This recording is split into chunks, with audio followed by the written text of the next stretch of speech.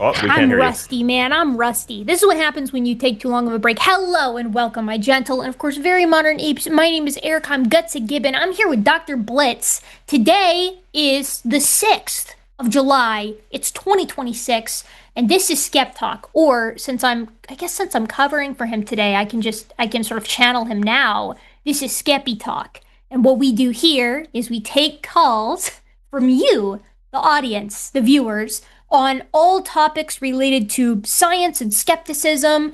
The types of calls that I'm looking for today, because it's been a hot minute. I haven't been hosting this show in a long time. I've sort of been in the shadow realm. But now that I'm back, I'm ready to hear calls related to some of my favorite topics. I've been really in withdrawal for the conversation about creationism. I want to talk about climate change denial, vaccine denial. Call if you are a climate change hater, or if you don't think that that's something that's actually happening. If you think that, transgenderism is a thing and it's also bad, or if you think gay people don't have a right to exist. Please call for any and all of those topics. Dr. Bliss and I would love to have a conversation with you. That being said, and I've been told I'm limited, I've not been told, but it's been insinuated that I'm limited in how often I am allowed to solicit for cryptid encounters, alien encounters, poltergeist kinds of encounters. Call in, tell us about those too. We love to hear about them. We'll hash it out with you and explain why, in all likelihood, although I can't see the future, why we are a bit skeptical as to that being something that could happen. Speaking of which, if you've got like what's the word I'm looking for? The future sight kind of thing. Precognizance? Precognition. Precognition? That's it. There you go. Precognition. If you know about that, if you know somebody who's like a psychic, if you're into astrology, like call in on all of those things. We would absolutely love to hear from You you. left out flat Earth. Flat Earth. Well, okay. To be fair, my experiences with flat Earth have caused me to memory hold them. I find them so detestable. Fair. I find them Yeah. so detestable. The thing, correct me if I'm wrong, if your experience has been different, because this is actually the first time I've been hosted with Dr. Blitz here. So I'm looking forward to hearing the new perspective from sort of a physics background here that isn't Dr. Adair. Not that I don't love Dr. Adair, but getting some variety in there. Are you like, have you encountered flat earthers a lot? Do you debunk a lot of flat earth? I do a 3 hour debate show specifically for flat earthers once a week. And I have been for the last 3 years. Oh my So God. yes, to say the least. So you've got sort of like you're very up close and personal with it. So you can tell me if I'm wrong on this one then. There's a certain like tenacity to flat earthers, I find, that makes them very aggressive and kind of unpleasant to deal with, in my limited experience, that I don't always, it's present with creationists and anti-vaxxers and things like that, but with the flat earthers, it's sort of like they've got nothing left to lose. Yep. So, I mean, look, there's a tier list of science denial, if you will. Um, Creationism is like if we're thinking like a pyramid, right? Creationism is probably like the second level of the pyramid. Moon landing denial is maybe the third level of the pyramid. Flat Earth is like the fourth level of the pyramid, and then the fifth level is usually that the Jews did everything. yeah, oh yeah. Like, I mean, like, so it's like right up there, and so you have to be a special kind of person to be a flat earther. I think that's true. And I think, I could yap about this at any opportunity, but I think that Dan Olson, Folding Ideas in Search of a Flat Earth video, where he sort of ties into um, flat Earth, or rather takes flat Earth and ties it into this broader conspiratorial thinking that seems to be plaguing the United States, but also everywhere to some degree right now, where it's like, why would you want the Earth to be flat? Because if you could show that the Earth is flat, then you can show that everything is BS. And whatever pet idea, whatever pet reality, the way that you view the world might have some kind of like legs to stand on. If the Earth is flat, then it's all up for grabs. And I thought that was appropriate. And I found that looking at it from that angle makes a lot of flat earther antics make sense to me. But I also don't deal with them as often as you do. Yeah, I mean, the motivation for a lot of flat earthers is inevitably religious. It's the same thing with creationism. Like, find me one atheist who thinks evolution is fake, and I'll, show you a flat earther Yeah. who thinks that, or find me one creationist, one evolution denier who's an atheist. I think that is what I said. Anyway, it's the same thing. And so often there's this idea, there's two separate ideas. There's of course lines in like the Bible that insinuate that the earth is flat, because of course people writing this 2600 years ago or whatever thought the earth was flat. Like obviously of course they did.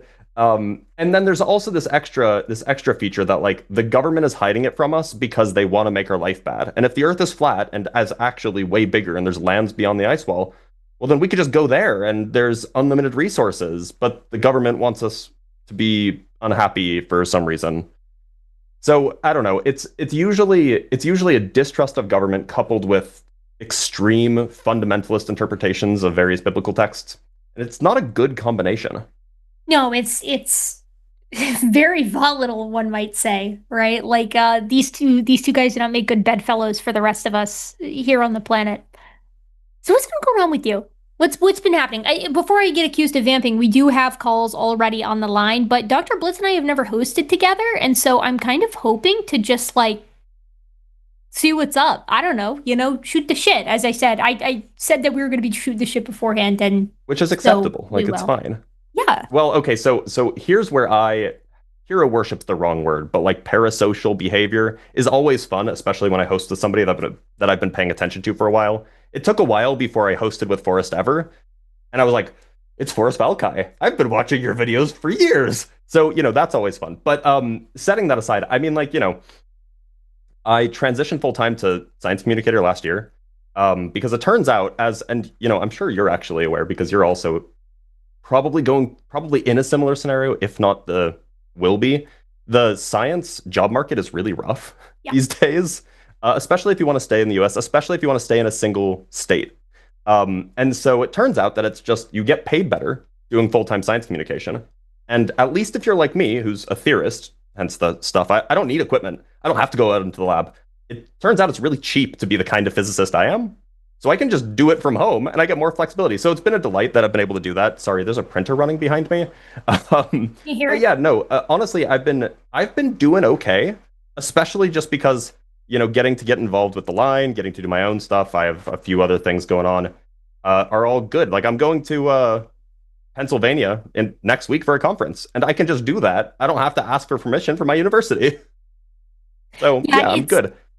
it, God, where do we even begin with that? I empathize with all of that top down. I'm at the point where so people who get my degree, because I'm sort of at the terminal end of my degree here. I'm hoping to defend in December, but I've been saying that I'm hoping to defend one semester from where I'm at for like 3 semesters now. So you know how it is. I need to just decide that it's good enough and go with it, but like I feel like I can't let it go yet. I feel like I might be able to get a little bit better. My analysis could be a little bit better, and so I'm still playing with it. That's sort of beside the point, but real recognize real here, I'm sure. But people who get my degree either teach this subject, who teach biological anthropology or one of the many related subjects, general bio, evolutionary biology, zoology, like things, interrelated bits for like macroscopic life and the study of it. But most of them go on to teach, at least for some time, anatomy. But the problem is to teach anatomy, you got to have like gross anatomy, like cadaver work experience to make yourself competitive to get hired. And I took gross anatomy, and if I may, I did quite well in gross anatomy. And my gross anatomy course has sort of a through line, or a pipeline is probably a better way of putting it, into a fellowship that most people go on to do. It's like a anatomy teaching fellowship. And then that makes you really competitive for teaching anatomy. So here I am at the end of my degree, and I'm sort of looking down three pathways. Before me, there are three pathways. And it's like, one, I do this anatomy teaching fellowship and I teach anatomy for time indeterminate. Two, I go for a postdoc and I have a sort of pseudo opportunity that may materialize depending if we can get funding, which is a gigantic Yep. asterisk. Yep. And the timing on that, like, it depends also on when the funding comes in and things like that. Or three, I get some science communication time to decide what I actually want to do, right? Or maybe even do science communication full time. Because you're right, especially financially, it is actually quite lucrative, which gives you the time to explore other options as well, or maybe end up doing it full time. So I hear you on all of that. It's rough out here. It's And really and rough. just so everybody knows, we say quite lucrative. I'm sure Neil deGrasse Tyson makes like oodles of money, but like us normies who do like decent on YouTube or decent on TikTok, we're doing like all right to live like a middle class lifestyle. But like the comparison is with how much postdocs get paid, how much grad students get Yeah. paid. I When was I was going a off of grad a student, stipend when I was comparison. a grad student, and to be clear, I was a grad student in Northern California, so it was very expensive. I got $27,000 a year. And so, like, Did you get an you extra. Go ahead. did you teach in the summer as well? I did. Okay. The regular stipend was 25,000, and if I taught in the summer, it would be 27. It was like 27,500 or 27,500 or something like this. To be fair, the year after I graduated, the grad students unionized. They went on strike, and they got a huge pay raise. So kudos to them. I think it's now 35 or like $37,000 a year at that university, which is much better. But still, all things considered, you're comparing 25, $30,000 as a grad student to high five figures if you're doing this right. And then as a postdoc, depending on where you are, it'll be maybe comparable, maybe if Yeah. you're lucky. It's Now, like of course, yeah, fingers yeah, crossed. like I remember applying for postdocs. It was in the U.S. It was ranging from $40,000 to $75,000 a year. And this is again, keep in mind, this is somebody who has a PhD in a technical field, right? This is not an entry level position. So this is all to say that academics don't get paid very well. Yeah, academics get paid. It's a pittance for the amount of work that's required to actually apply for these types of jobs, which is why it's like, you gotta love it. Yeah, Now, that being said, a lot of people that I know who have jobs in academia, they do love it and they also hate it. It's actually like a perfect yin yang. There is no I'm feeling neutral about my job. It's either this is the best thing ever when you're doing field work or a student really nails a specific concept or you get very to come up satisfying. with a new class that you're excited to teach, or it is just hell on earth, right? You're dealing with bureaucracy. You're applying for grants like over and over and over again for something that arguably deserves funding but is not getting funding because, as you're probably aware of right now too, there's this massive push for AI related projects to the degree that I think last time I checked there had been one biology related NSF grant in the I guess flaming wreckage of the DDRIG, which is no longer a thing. Neither are many of the different departments, or not departments, but sort of like what's the word I'm looking for? Categories for application in the NSF, because the NSF is dead. The Yeah, NSF is toast. Anyway, so the bottom line is, yeah, academics don't get paid a lot, and what you get paid to do science communication on YouTube can be quite good, especially because I was comparing it to like this is your tale as old as time. You know it. You probably just got off of it in the same way that I did, but it's like, my teaching stipend was not as much as the teaching stipend that you just said. I didn't teach in the summer. And the reason I'm not saying is because I'm still a student, but it's like sure. I didn't get paid during the summer because I didn't apply to teach during the summer. But I also live in a state in the South where cost of living is a lot lower, and so they also pay you a lot lower. And Yep. so it's like you could probably live on it, I would say, Yeah. but it would be It'd be a struggle. really tough. Yeah, it would be really tough. So when And YouTube started actually making money for me, I was like, wow, this is actually really nice. This and is I mean like so two things related to that. The first is so I did a postdoc. I did a postdoc between right after I finished in 2020 in summer of 2022. I moved to the Czech Republic and I lived there for 2.5 years on a postdoc. Um, and it was like honestly, I loved it. Living in Europe is great. It turns out, I was especially if gonna you ask care, how that especially was. if you yeah, yeah, no, it was wonderful, and we're happy to talk about it. But the Czech Republic is a they hate being called Eastern Europe.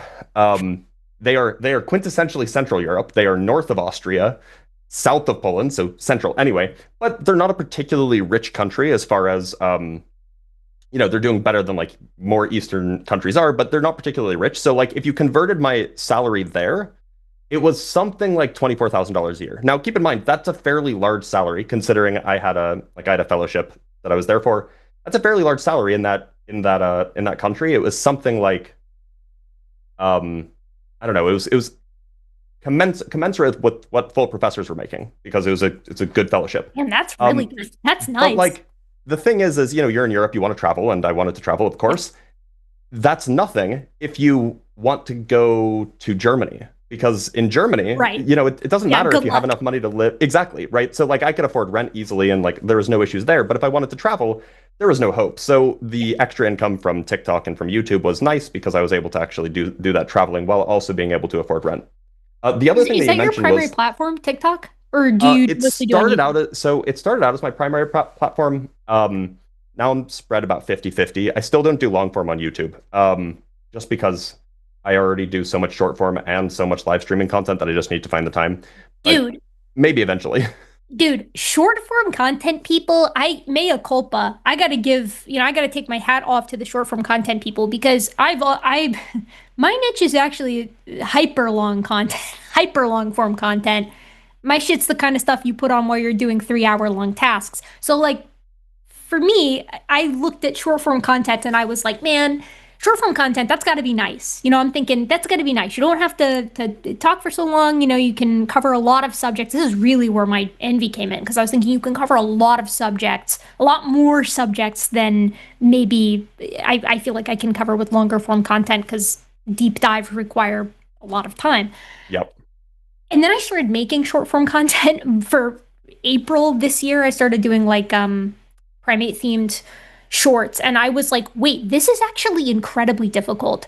Distilling information to keep it sub 3 minutes is a skill that it has to be honed, right? Like it took me so much time just to find a way to condense the information that I wanted to convey down into 3 minutes, let alone the editing that short form content requires to be snappy and pithy and eye-catching and get your attention. And you only have 3 minutes, so you have to get it right away. So I have new respect for my short form content creator siblings out there because that shit is not easy. And God knows we need good, responsible short form content creators because it is inundated with just, So nonsense. bad. Yeah, so I mean, yeah, it's awful. And like AI has in some sense made it worse. Just because AI is very easy. AI is very good at spitting out short form content. It's probably gonna have a harder time spitting out 3 hour long videos. I mean, I kind of feel the exact opposite way with or the exact same way regarding long form content, which is like if you asked me about my PhD subject, I've given hour-long talks at conferences. So like I don't have an issue talking about that kind of stuff for an hour and then getting very technical and getting into, extreme depth. The issue is that like that I could do like 3 videos about that and then I would run out of content to make. And then I would have to go become an expert in something sufficiently well that I can talk about it for an hour and a half or, even 30 minutes to talk about something in such extreme depth that is it seems like a lot of work. And then the secondary thing is you have to like editing a 3 minute video for me is about a 45-minute process. So editing an hour of content seems like it would take forever. This seems like a whole week-long endeavor. You're spending your entire week doing editing, and I don't know. I don't have the attention span for that. You do have to do it less frequently, though, which is nice. Like, I feel like shorts demand But consist. I then mean, the thing that draws me towards shorts, at least nowadays, is that with shorts you can make at one point I was making one video every day. Um, and that was earlier in the last 6 months or so. I've slowed down because I've run out of things to talk about. But at least with shorts, say 5 out of the 7 that you make in a week flop. That's okay because 2 of the 7 will do well. yeah. But if you make 4 long form videos a month, you gotta hope that at least one of them does really well. Oh, yeah.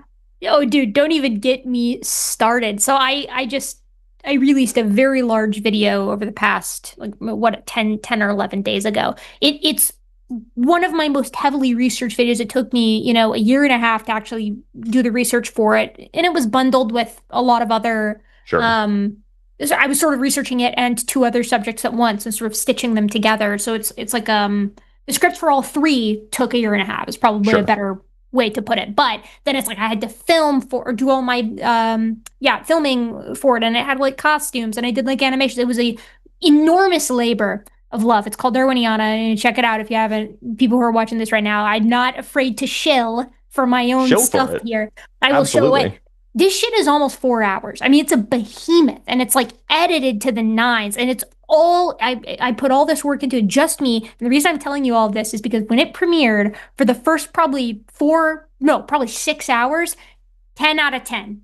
It was the 10th worst premiering video out Oh of my past no. 10 videos, which anybody who does YouTube content, like that's what you don't want to see. If you see that 10 out of 10, that's just like, You just oh write it my off. It's God, it's gone. just right in my heart. Thankfully, over the succeeding really almost 2 weeks now, it started to climb, and now it's 1 out of 10. It's my best out of my past 10 videos, which I was glad to see. But for a while there, I was like having a pulmonary. I was like, this is great. This is so awesome. I guess I guess I should never try anything Yeah, again. right. It just deflates you. Yeah. And so it's so easy just to, I mean, like, and I have a guilty pleasure, not a guilty pleasure, that's the wrong word. A secret technique, if you will, with regards to shorts. So I have two modes, and for people who are familiar with the stuff that I do on TikTok, like the shorts that I do there, I kind of have two modes of content. 3/4 to 6/8, that is 3/4, 3/4 to 7/8 of the content that I will make is explainers. Some weird thing. Hey, there's this weird thing that we see in the sky with a telescope. Here's how it works. Hey, here's how this weird particle interaction. Well, it's just some sort of explainer. Those usually do all right. Sometimes they do pretty well. Sometimes they don't do that well. However, if I see in a given week that like a video that I'm not just not doing well, I just go scroll through my mentions. Hey, Dr. Blitz, is this true? Hey, Dr. Blitz, is this true? I go find the craziest flat Earth video, the craziest, moon landing denial video, whatever it might be. Water isn't real. It's all just vibrations of one of these things, right? That has Oh my that has God. 2 million views. Go find that and then just clip it apart line by line and say, this is false. You're an idiot. Here's why. Those always do well. It's the secret That technique. that is like as somebody who also does debunking content occasionally, that is the infinite money glitch on It's YouTube. so easy. It's like people love seeing just an absolute. This is what I tell myself. I tell myself people love seeing a breakdown of misinformation. That's not it. It's like No. 85% blood sports, right? Like, Yep.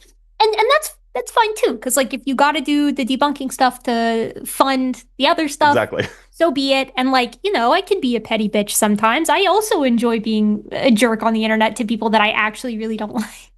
It's human nature, we love to pick a fight. So I do hear you on that. I will I will say, like, I find myself, I don't know how it is with you. I find myself getting carried away sometimes with debunking stuff though, where it's like, okay, this is wrong for about 8,000 reasons. How deep do we want to go? Like how much how much time do we actually want to spend on this? Because it's wrong in a lot of ways, and I can tell you, but it's gonna take 3 hours. Well, the fortunate thing so I only ever do the debunking stuff on shorts. And Right, you were most saying of that. Yeah, you were yeah, saying yeah. that. And so most of the time the videos are going to be like, and explain to me why this is. I mean, I obviously know why this is, but like most of the time you'll see like the most deranged, the most delusional nonsense like, oh, vibrations are magic or something like that for like the first 40 seconds of somebody's short. And then the rest will be like, and that means Jesus rose from the dead. And I just clip out the Jesus stuff. Like Yeah. when I'm making shorts content, I try not to talk about religion at all, just because it's not particularly productive. I mean, like, people want to see the people who want to watch my stuff, they may be religious or not. That's fine. If they want to be religious, they just want to see someone get like dunked on because they're a dumb person who doesn't know science. And look, if that's what it takes to explain somebody, Yeah. like I take these as opportunities to explain something, right? You get, somebody makes a video about you can put sound in water and it'll create a little ball of light. True, has nothing to do with Jesus, but let me tell you how it does work. And that's a fun explainer. Dude, you with the flat earthers, man, like the flat earthers are just unreal. You can give me 100 guesses, and probably 40% of the time, I'm not going to get it on the first 50 as to what a flat earth, what's going to come out of their mouths. Like, water isn't real, vibrations are Oh, magic. Like, I where do haven't they heard get the this I haven't shit? heard the water isn't real from a flat earther. Well, okay, he's probably also a flat earther, but there's a few strains of people on TikTok especially because I get all of the content from TikTok because it's a cesspool over there. Yeah. Um, Yes. so there's like I the flat know. earthers. there's like the flat earthers, and like you can tell someone's a flat earther from the get go, or at least I can, because I'm the resident expert on flat earthers, I guess. And like they'll make one kind of video where they're like, "What do you mean rockets can function in a vacuum? Has NASA been lying to us? Did you know that the NASA logo is actually a snake's tongue? And NASA in Hebrew means to deceive." Like, it's just all like flat earth nonsense. And Yeah, then there's like the woo woo quantum magic types, which is like, if you just think about it hard enough, then quantum mechanics says that you'll be rich. And like, that's a separate thing, and not usually amazing. flat earthers. And then there's kind of just like general conspiracy theories about like, I don't know, about the moon landing, or the JFK couldn't have just been one shooter because the dynamics of the, like, whatever it is. There's Yeah. like the generic conspiracy theorists, but like those are the three general categories. But it actually gets fairly repetitive. In fact, there is one guy who I've now made like 6 or 7 videos about this one guy. Um, because his videos do really well for some reason, which is, it's frustrating, but of course they do. Yeah. I made a video debunking one of his videos about 7 or 8 months ago. It was about this thing about how nobody's ever been to Mars. He's a flat earther, by the way. Nobody's ever been to Mars. It's actually just Algeria. All the photos that you've seen is just It's Algeria. specifically? It's specifically Algeria. Yeah, that's the Okay. claim. This is Okay. based off of one Facebook meme, by the way, Yeah. where somebody was like, "Huh, that part of Mars looks an awfully lot like Algeria." Like this It's actually not Algeria in the photo, by the way. It's a That's desert in Iran, but awesome.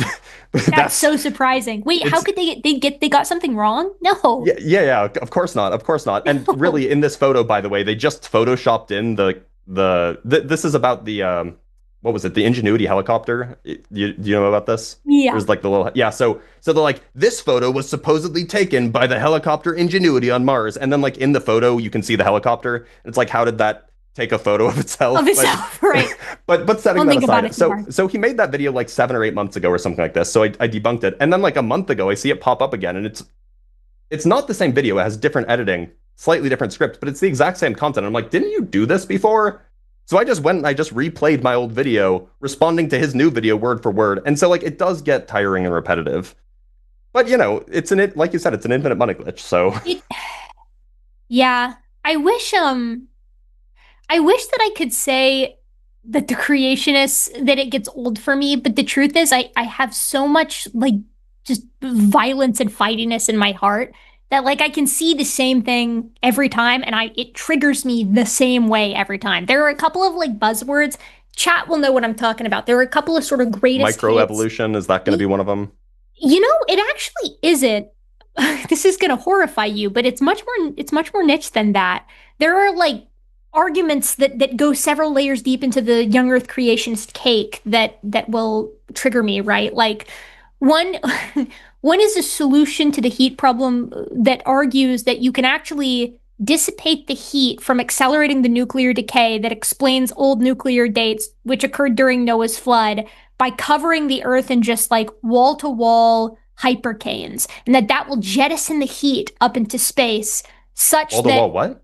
it'll jettison the heat I up know, to but what did you call it? Hyper something? hypercanes, like a hurricane but even Oh, bigger. Like okay. it's like a hurricane but massive, right? Like this it's just Got wall to it. wall hypercanes, like borders are touching each other. The whole earth is just under a single hypercane, and that will get rid of the heat. Remember, the heat that is coming from accelerating the nuclear decay, which is equivalent to like every cubic kilometer on Earth getting its own like 28 hydrogen bombs being Yeah, detonated. I actually So did much I actually heat. did a video on that, and it was like the surface of the earth would be like Yeah, 4,000 degrees or it, something. it it's unreal. Like it's just an Yeah. unreal amount of energy. And they're like, no, no, if you just cover the earth in hypercanes, it's totally fine. And like the wooden boat is just it's good. It's It's just fine. Like fine. Yeah, it's gonna it's be totally killed. fine. It's fine. That one triggers me. Humans are only 80% similar to chimps has been triggering me since the dawn of time because there's a rich history there that goes through multiple different creationists, if I may, and I use this term not lightly, just blatantly lying about the data, which drives me crazy. So that's a trigger. Lucy being a knuckle walker triggers me because that is just like so abundantly and easily demonstrably false just by looking at some of these fossils. So like those are the ones that just like absolutely set me off. So, microevolution, not so much. That's like Really. we could do like a creationist words that shave years off my life, like iceberg. And we could go down the list. It will not be as crazy as the flat earther one, though. You've got it worse than me on that because there is at least like a semblance of something that makes a little bit of sense with creationists. Flat earthers are just like no, like the big ice wall, there's I the ha Earth's also hollow, but it's not an Earth. It's just like a big disk, and like I don't know what they think is under the disk. You could probably tell me. well, most of the time they'll say, "Oh, nobody knows," but I've heard Nobody one knows. guy say that there was a white hole underneath the disk for some A reason. white, a white hole. That's Yeah. so funny because that's also one of the solutions for the problem of the speed of light for creationists. The Earth is actually in a white hole, and when creation occurred, it's stretching out I hate that so from the much. white hole. I hate It's that so amazing. much. It's awful. I mean, like, my background. So I got into debating, like, I got into TikTok really, like making content because it turned out 4 years ago when you wanted to do a live stream on TikTok, you had to have 1,000 followers. So I'm like, okay, I guess I have to make some videos and get some followers so I can join because I saw a flat Earth debate live stream on somebody else's page, and I'm like, look, like my whole jam is geometry. That's what I did my PhD in. Like, I am a general relativist. I am a geometer. Like, what do you mean that we don't know the shape of the Earth? And so like the number of people who, flat earthers specifically, who make these claims like, oh, there's a white hole underneath the earth, or oh, there's, what do they say? There's a particular phrase. It's called not a cusp. A coffee cup caustic is what they call it. Like that kind of shape of the reflection of light inside a coffee cup. It's kind of like a little curve. They're like, that's Yeah. how that explains why you have Antarctic summers that are 24. Okay. Anyway, Okay. and it's like I've started to actually just test some of these flat earthers on my live stream. I'm like, look, here is a homework assignment that I gave to my first year engineering students. Oh, they don't like Can that. you solve? And they don't even understand the question. It's like, why? What are you doing? And it must be They the same with creationists, right? Yeah, it's the same. Creationists hate it when you hit them with like my actual freshman mostly business major class of like bioenth 101 students could answer that after one lecture, right? Like that's, let's define our terms here. But I am sure that we could wax poetic about this and related subjects for a Probably long there's time. there's three people in the queue right now, I guess. Yeah, what do you say we get started? It seems good to me. All right, I'm gonna go with our sort of spiciest caller, if that's okay. We're gonna get started with. All right, this is, folks, be patient with me because I'm learning the new software today. It's almost identical to the old software, so it shouldn't be a problem, but I'll find a way to mess it up. I always do. I think you just We click got, answer. yeah, I'm clicking. Okay, I'm doing it. Hold on. Answer. Oh, we All got right, Phil. we got Phil. Pronouns, any, all. Phil's an agnostic, and they want to call to talk about gender studies, the founder, John Money, and ethics. Phil, you are on SkepTalk with Erika and Dr. Blitz. Tell us a little bit more about your question. Can you hear us okay? Yeah, can you all hear me? We can. Absolutely can. Absolutely. So the data that I've seen that he gathered to do gender studies and the way he gathered it is kind of what I have questions about. Okay, so Okay. what's the question? Sorry. Like PE teachers going into locker rooms with little children and I guess doing sexual acts to see how fast he can make them finish, something along those lines. Is there a Uh-huh. question coming? Well, so morality, is that okay? Like, for I would- science, is that an okay thing to do to touch If children? if that's real, which I suspect it's not, but supposing that it is, I would say no, of course not. Hold on. I'm Um, gonna. You guys, Dr. Blitz, you got this for a sec. I know very little about John Money. I know I don't know a lot about him either, but off the it honestly dome. doesn't matter. True. I'm gonna let you take down that path if that's okay Yeah, while sure. I kind of search into this a little Yeah, bit. go But ahead. off the dome, I will say that my knowledge of Dr. Money or of Dr. Money of John Money is that there is some shady shit that goes on there. Yeah. That being said, I think Dr. Blitz is correct in saying that, like, okay, that does have to have a through line to the present day, though, right? Like, are we parroting John Money's results specifically from these unethical studies, again, as Dr. Blitz said, supposing that they happened now, or has the field advanced long past that? Or did the field even use him as a foundation in the first place? I don't know, but I'm going to look into it. In the meantime, Dr. Blitz, you go down your line first. Yeah, I mean, Phil, like supposing that all of those happened, which, I've heard that those experiments that John Money conducted were certainly not ethical. I haven't heard that they were nearly as bad as you said, that they actually like went but I could just be misinformed on that. I could just be not familiar with those particular experiments that you're referring to. But supposing that those happened, of course they would be unethical, of course they would be morally abhorrent. But the point is we don't do that anymore when studying, when we engage in like sociological studies of gender, or we engage in psychological studies of gender, or anything like that. So it seems like even if the foundation was monstrous, it seems like that you can still do reasonable science without having to do monstrous experiments, and you can still come to reasonable conclusions without having to do monstrous experiments. So I guess No, really what I want to know is agree. like, what's the motivation behind this question? So it's more or less the morality of it. Like, what moral grounds do you base that off of? If it's for the name of science, is there a moral ground that you can't cross? Yeah, obviously. If John Money things right, there are certain things that you just shouldn't be able to do, right? Well, I mean, yeah, like that's why we have ethics committees and ethics boards. Yeah, no, I agree. But why were those things allowed though? In the name of science? Don't ask me.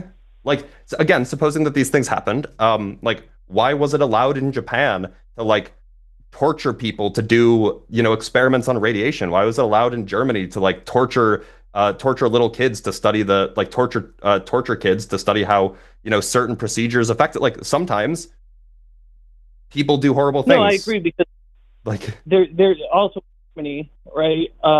That is where we found, I do believe it was the genome for the oral birth control that we use today.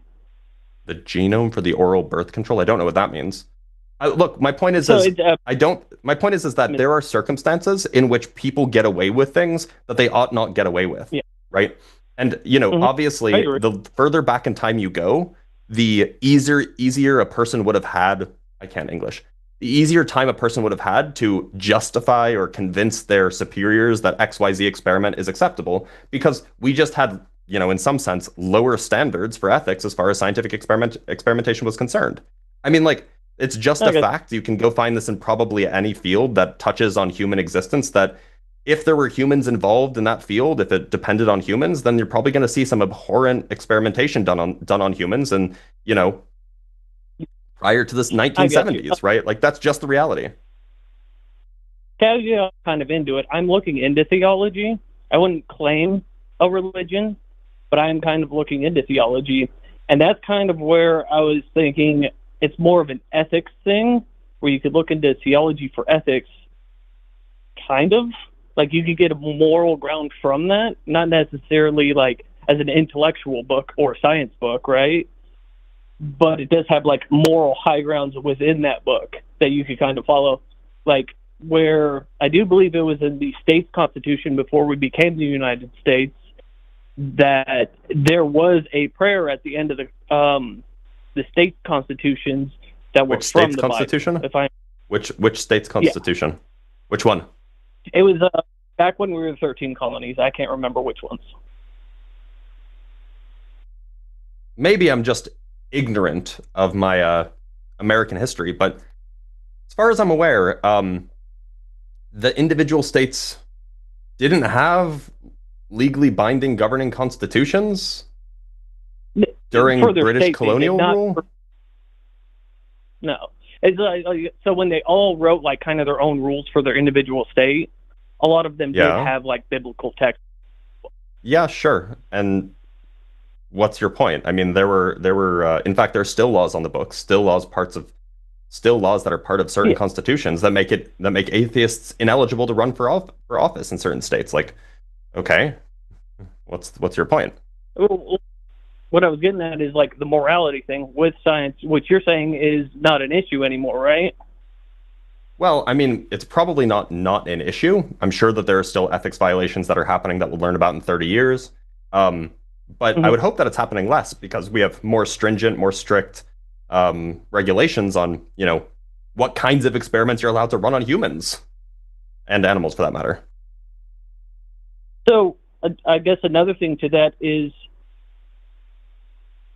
like money wise, right? So if I gave a scientist, let's say, an unlimited budget to find a skin cure, right, for boils or something along those lines, it's kind of intelligent for the scientist to find that cure, right?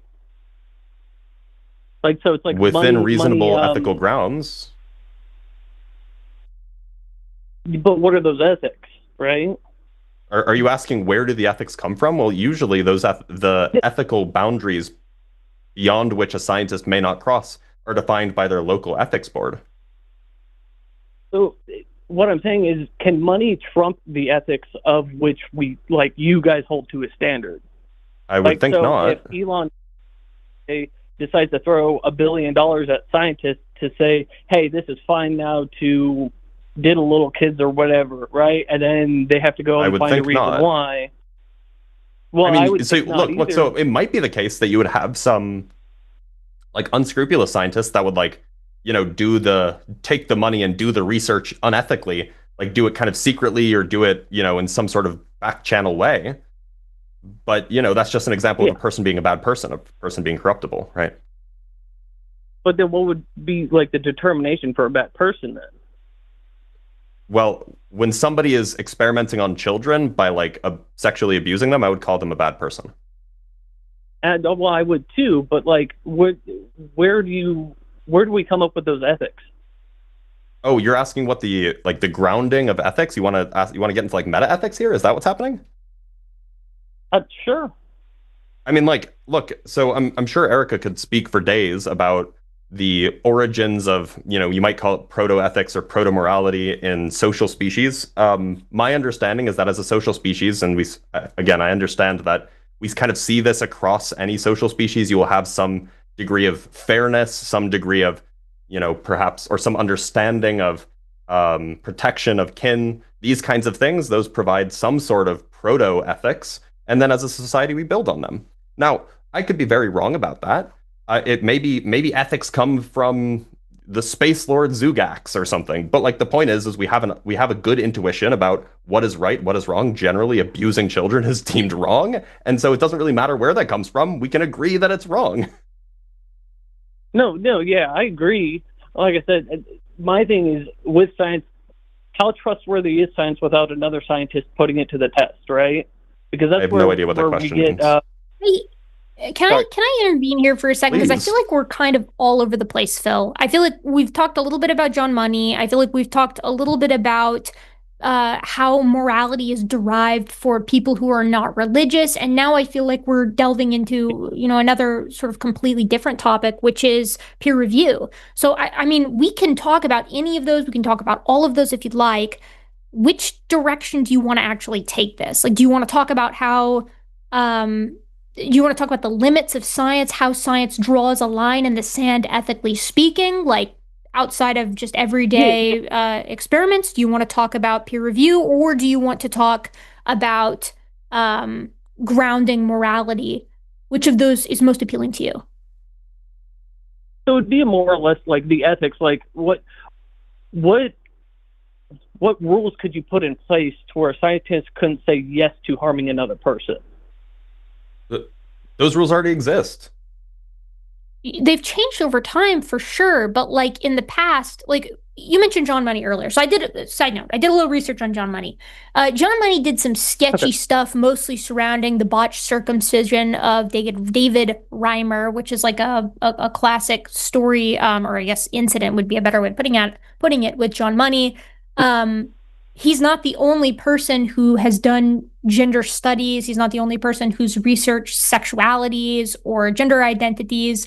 He wasn't the first, he wasn't the last, and indeed there were some people who were doing it concurrently with him. So supposing that you're correct, and I couldn't find anything, again, quick cursory Google search, but I couldn't find anything about him, like actually sexually assaulting children in the conventional sense that we understand it, mostly just this stuff with David Reimer. So maybe you have a source on that I'm not aware of, but to me, the only place that I could even find one person talking about that was Anna Side on like a pro-life website. So I'm suspicious of that out the gate. However, if he did any of that, and in fact, what he did do to David Reimer, I wholeheartedly, with the rest of the scientific community now, and then much of the scientific community when it was going on, denounced that. That's horrible, right? So was the stuff that, as Dr. Blitz was talking about earlier, was the stuff at Unit 371 or whatever, in the Japanese internment camps, or what Mengele did to people during the Holocaust, or what we did to many, many, many, many, many animals and people over the course of non-human animals, I should say, and people over the course of science's history here, whether we're talking about the abuses suffered by women, particularly Black women, in the origin of gynecology, or the box of doom that we put baby monkeys in to understand, Maslow's hierarchy of needs and Skinner boxes and all that kind of stuff, in the behaviorist versus the early ethologic studies, I guess would be a better way of summing it up, in the United States. Like, we've done horrible, horrible, horrible things in the name of science, and people have also done horrible, horrible things in the name of religion, and both of those are bad. We were all on the same page with that, right? Today, what we do to prevent that in science is, as Dr. Blitz mentioned, we have ethics committees. You have to run your experiments by countless other people from different perspectives to make sure that you're not unnecessarily hurting people. I'll just speak, from the perspective of animal research. You have to get a ton of different permissions and pass many different tests before you can even deal with mice, let alone something like monkeys or human subjects moving on down the way. So we've made leaps and bounds there. So like, I feel comfortable checking off, yes, John Money bad. That does not mean gender studies bad. And then I also feel comfortable checking off the conversation about ethics in science. I think we have a good system now, and that system was developed over time. We can look back at the atrocities committed in the name of science and abhor them in the same way that we can do that with atrocities committed in the name of religion, and in the same way that we can take a step back and say, dumb bullshit done in the past in the name of something does not make it bad in the present. We can say all of those things. We can sign off on. So that leads us with, also, you did say something else that I don't really understand. You said that birth control had a genome. It doesn't. Birth control is a hormone. I was going to say, that didn't seem right. Yeah. Birth control is a hormone. Except in the case of like, condoms or they singled out IUDs. The gene. Oh, I'm sorry. No, it's okay. I monologued for long enough. Yeah, it was something about singling out a gene that helped them make the oral birth control that women take.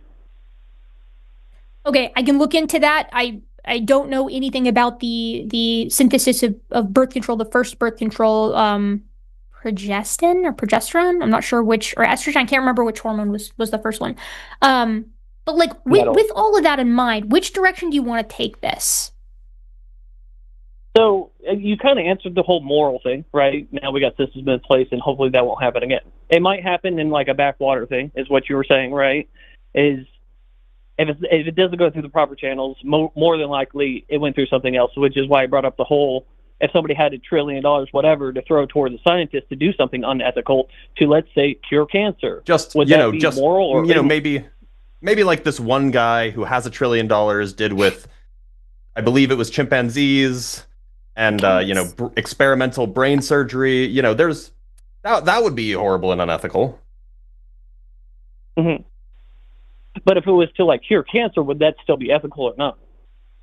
It'd still be unethical. You're doing like a trolley problem thing, right? But like trolley problems, at least in medical research, tend to be trumped by autonomy, right? Like theoretically, we could solve a lot of horrible diseases just by throwing human lives at them until we figured it out, right? But we don't do that because we recognize from a utilitarian perspective in the present, right, that people who are here now deserve more moral weight than people who are going to come in the future, at least with regard to horrible medical experimentation, especially with the caveat that we can't guarantee even that we'll solve it.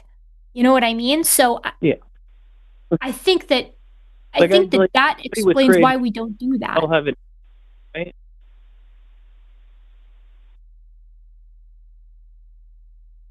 Go ahead. Hello? Oh, Yeah, go sorry. ahead. And like everybody was created, so we all have an inherent value, right? No, I don't think that that's where we derive value from. I think we understand that humans are valuable because we are humans, and we, from an emotional and from a functional sense, don't want harm to befall us, and so we don't want to cause harm to others. Right? Like that's harm is something What that everything that has even a basic level of consciousness understands. You don't need to ground that in divine commands to understand that you shouldn't harm other things unless you I was absolutely have to because you don't want harm to befall you. I wasn't trying to I wasn't trying to throw it to the Bible. Sorry, I was just saying Well, this it's okay. I just want to understand where you're standpoint, coming right? from. Yeah, like we all have an inherent value. Like you can't say somebody's worthless because they don't do anything, right? Or would you say somebody's useless because they're not doing anything? Like with a I drug, wouldn't. like a homeless person, drug addicted, right? Would you call that person worthless, I think that right? I don't think it's not like some look. I think the distinction is that we would probably agree that the humans that are alive have value Yeah. solely from the fact that they are conscious humans. And that value comes from their ability to experience suffering, perhaps. And, I, as a human, I'm a human. I don't like suffering. So therefore, I'm going to want to prevent the suffering of others because the only reason that Hmm. I myself find suffering disvaluable is because I have this agency and they have the same thing. Therefore, I should I should therefore derive some sort of value for them as well. It doesn't have to come from some intrinsic humanness thing. You could say that chimpanzees or bonobos should be, they probably have perhaps not as sophisticated, but perhaps a very close understanding of suffering, and so we should value them too. Yeah, yeah. So like animals, pets, whatever, and what have it. Yeah, like other animals that aren't humans, I feel fairly confident saying objectively suffer and objectively have, to varying degrees, consciousness, right? So even though we as humans might prioritize humans because we're humans, the same logic that we would use to not want to cause suffering to other humans, we apply and I think should apply to other organisms, right? Like we shouldn't want to cause suffering for no reason. You know what I mean? And even if the I agree. reason is science, right? Which to some degree, we do draw a line in the sand, right? Like how many fruit flies and mice have we sacrificed at the altar of understanding genomic research or cancer or So many. infectious diseases? Yeah, like a lot. I think there's actually a statue, I think it's in Russia, of like a cute mouse and it's like knitting the double helix, to honor all of the mice that we killed to understand how genetics works. But we also like we Mhm. do a mental calculus there to understand, or I guess to place value on humans, which are sort of the pinnacle, and then things moving increasingly away from humans. And I do think that to some degree it comes from in an emotional place because we're humans and we tend to place more value on things that look like us or experience life like us or seem to view the world in the same way that we do. Um, but I don't know that we necessarily have another way to get to the bottom of that, I guess, if that makes sense. And I would argue that, yeah, and I'm not saying you're doing this, Phil, but I would argue that a divine command perspective is not better. Like, I don't think it's better to say we should value humans because God says so, as compared to we should value humans because we are human and we So want to be valued. like I said, I've been studying theology, different religions, not just Christianity, like Buddhism, Hinduism, all of them, right? Just trying to get like a perspective on all of it, right? Yeah. Just kind of like a talking point in what they all believe in. So I look at it more as like moral guidelines. Does that make sense? Not necessarily like it's the rule of thumb. Everybody has to listen to it, which I know some Christians they'll throw it down your throat, and that's just that. I just wanted to see what they believed in to see if it Yeah. if it held any weight. Does that make sense? It does, and It's you like wouldn't be the first person to do that, right? Like, sorry, I got a dog in the background. Here, Can't hear Dr. it. Blitz, you go. I'll mute myself. Yeah, I mean, look, people have been curious about why the world is a certain way for, well, since there were people. And Mhm. sometimes we're able to come up with a good answer. Nowadays we know that the reason why lightning happens, well, okay, it's actually really complicated why lightning happens, but we at least know a pretty good idea of why they happen. But, 3,000 years ago, 4,000 years ago, people were like, well, I don't know how lightning happens, but lightning looks like a spear coming from the sky. So what if there was a guy sitting on the clouds that threw the lightning spear? Okay, fine. That's a plausible Yeah. explanation because humans want explanations for things. And so, look, there are complicated questions about like, why am I valuable? Why am I here at all? What makes me different from all of these other things that I don't value very much? Like why do I matter more than, the cow that I eat for, well, you don't eat a whole cow, but the part of the cow that I eat for lunch? Like these are deep questions. Mhm. And, up until, I don't know, perhaps the last 150 years or so, we really haven't even had a good understanding as to what makes, what gives us this sense of morality. This is a fairly new thing, and really it comes from studying evolutionary biology, is my understanding. um, and Mhm. so, these are totally reasonable Well, questions to ask, but you shouldn't just look at the explanations that people offered 1,000 or 2,000 or 3,000 years ago. You should go look at the explanations that people offer now. Can can I yeah, say no. too, Phil, like one thing that all of those religions, at least to my understanding, and I'm no theologian, but my understanding at a base level is that one thing that basically all religions share is some version of the golden rule. Do unto others as you would want others to do unto you. And it's not a coincidence Yeah. that we see that same rule, albeit not written down, play out in pro-social mammals, right? Like we see Mhm. basic versions of morality in other primates or in elephants or in cetaceans. And the example that I give every time is that in animals like vervet monkeys, like liars and cheaters, to the extent that liars and cheaters exist, they're punished by the rest of the group if they're found out. Vervet monkeys classically, they are arboreal or tree living monkeys, and sometimes they come to the ground to feed. And there's a call that vervet monkeys will use that basically is like, "Hey, predator!" And when they give that call, everybody shoots up into the trees. And so, what Mhm. juveniles, youngsters, have figured out in vervet monkeys is that if you're doing that while you're on the ground and everybody's going for the food, if you give that predator call, everybody goes to the top, and all of a sudden you have access to the best food in the bush or in the dumpster or whatever, wherever it is that they're foraging. So sometimes juveniles will lie and they'll call even though there is no predator, and everybody will shoot to the top and then they'll eat for a little bit. And then once the rest of the group realizes that they've lied, they come down and they beat the crap out of them, right? If they do it again, because it's like they understand that that sucks and that wasn't true, and it caused others to not get to forage while the liar did, and so they punish that. Now, do they understand that Mhm. that's wrong for the sake of it being wrong? No, they do it because they wouldn't want that done to them, right? Or they don't want that done to others. They don't tolerate There, that kind of there was behavior. So we call it, proto morality. Is that Yeah. functionally there was different an than the golden that rule that we see in humans? is there was a biologist following a cheetah. Cheetah killed the gazelle's mother, but took the calf with it and like kind of cared for it. So it's like I kind of get what you're talking about. There's a I'm study very being skeptical of that done claim. where I don't know. Like I said, it's something that I've seen. I'm not calling it like the truth or whatever, but it's just something that I've seen. Apparently, it happens with monkeys too. Like if the mother die, somebody else in the pack or whatever you would call that congregation would take care of the child. Like, so I get what you're saying, right? It's in the biology of all creatures, right? Well, specifically pro-social creatures. Um, Yeah, Mammals or animals that don't live communally, I imagine that you don't find this in those animals because it's not particularly important how they treat each other, right? yeah, true, true. Especially like carnivores, they would just eat whatever. Well, it depends on the carnivore, of course. So the Yeah, point though, yeah. Phil, is that Well, it's like, if you find the roots of morality in other animals, and these animals, mhm. insofar as we can tell, aren't religious. Golly, my dogs today. But we can't prove that they're not religious, right?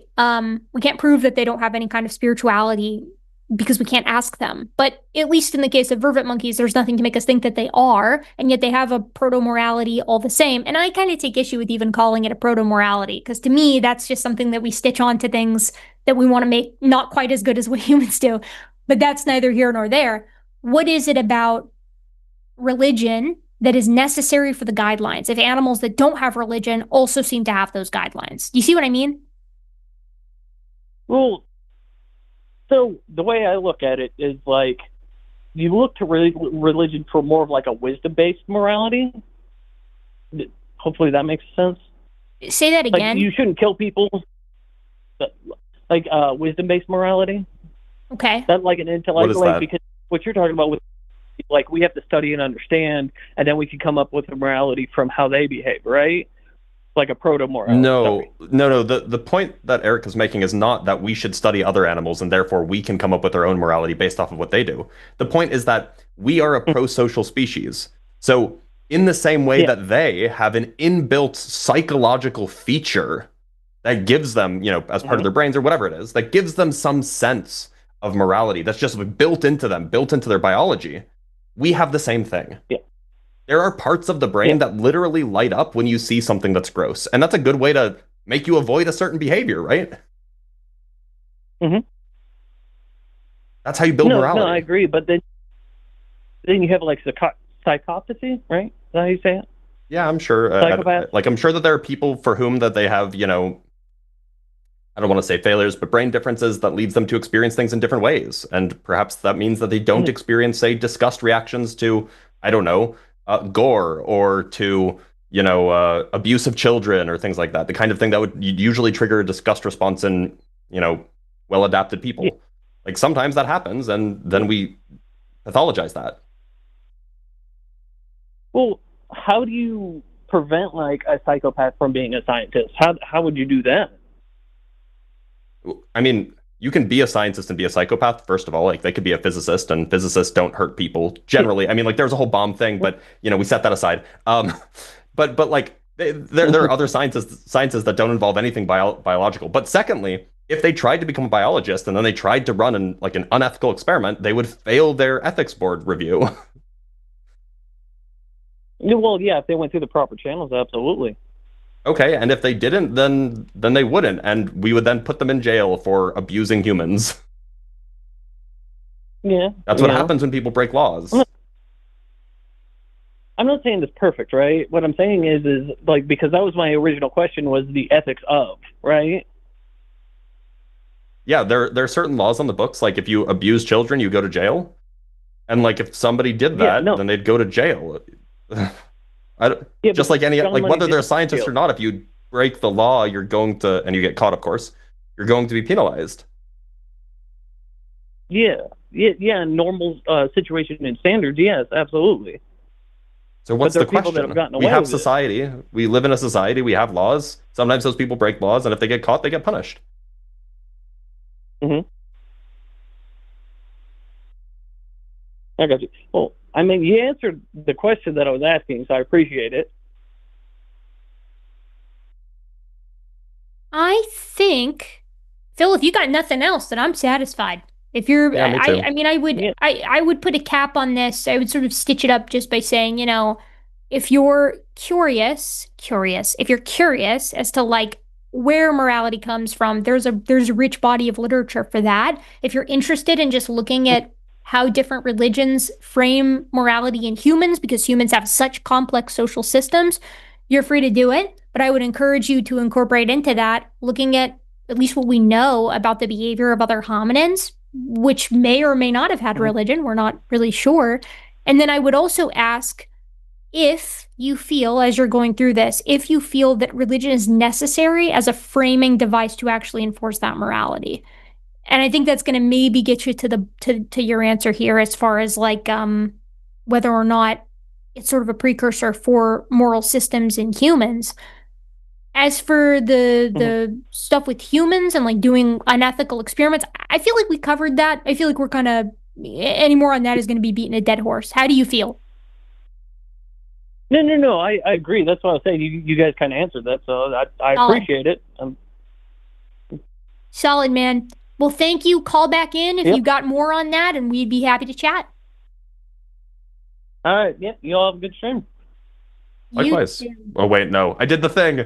Did he say have a good show, and did we both say you too? Yeah, Damn, yeah. dude. It's I did it's that. just one of those days for me, I did man. that I at the don't know what movies to like 2 say. weeks ago. Like, there's no escape. It's fine. Ultimately, no one cares. Like when someone does that to me, I think, oh, I that would be embarrassing to me if I did it, but I don't actually care when someone does it to me. So, When like, I guess taking the golden rule into account, a little empathy, a little mirror neuron action, it's just fine. I mean, to be fair, when somebody does it to me, I'm like, man, what an idiot. You're like, What a oh god, loser. hope someone got fired for that blunder. Yeah. Oh, so we have a few more callers. Do you want to take one or two? Man, I think since we've I don't okay, even know what two is asking about. hold on, here's my issue here.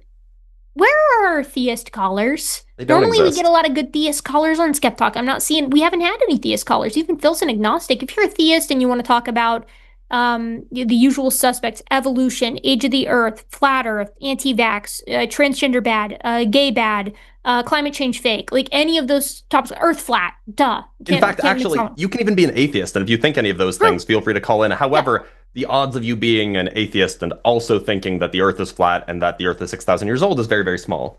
Thin, but call in and specify Please. that. And you're going Actually, straight to the top of the specifically list. you. Yeah, specifically you. If you put in atheist and then also I think the Earth is 6,000 years old and that Please. there was a flood, please, yeah, I'd love to hear it. Please, I would you would be the first of your kind. I would actually love that. Yeah, that would be an all-timer.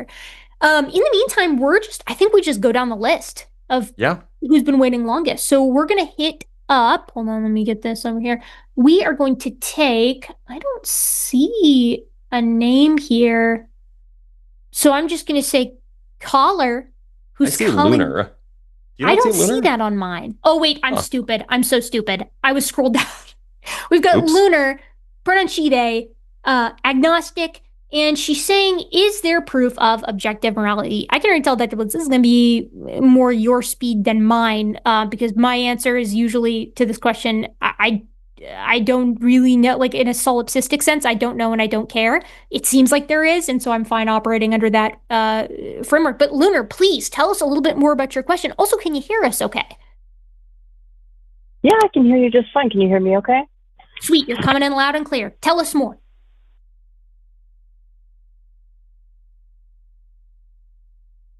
Lunar? Lunar? I had you and I lost you. Yeah, it looks like they hung up. Oh no. If they call Dang. back, we'll bring them up next. But Okay, in the Lunar. meantime, It happens to the best of us. Call back in. We're happy to talk to you about objective morality. In the meantime, we got Martin, pronouns any, all, atheist. And I'm not really sure what this note is. Oh, wait, it says extra notes internal. I didn't read them. I'm sorry. wait, there are extra notes internal. What does that mean? It says extra notes internal. No, I'm no, not used to you can the just click system. that to put more notes, I think. Oh, okay. This shows you guys, again, you're going to have to be real patient with me. I'm doing my best here. You're doing your Martin, best. the note here Okay. says, where are the missing links / Nazis in bars? Please tell us more about what that means.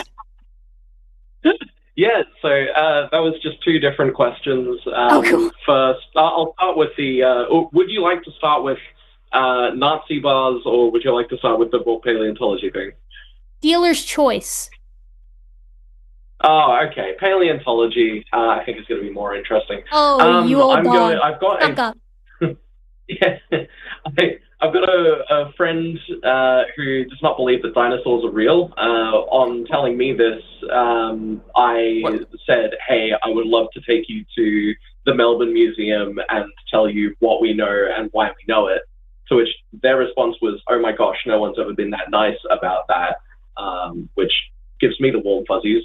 But in doing so, I've been asking myself a lot of critical questions about what I know and how I know it. And I understand the factoid that, say, birds are dinosaurs, and we know this because we have fossils that link all of them. Likewise with humans, we know that humans came from apes, which came from earlier mammals. But I don't know where to personally find for example, a catalog that shows you sort of one of the many lines that go all the way back to that precursor population. Are there any resources that I could look at, or Erika, Erika, before you answer that, what do you mean your friend doesn't believe dinosaurs are real? Like, what does he think or she? What do they think the bones are? That is something that I was going to get to at the museum, and I'm very privileged in Melbourne, where the Melbourne Museum, we have a lot of very real fossils on display, including Horridus, the most complete Triceratops fossil in the world as of now. I mean, it's... Okay. I don't know. Go ahead.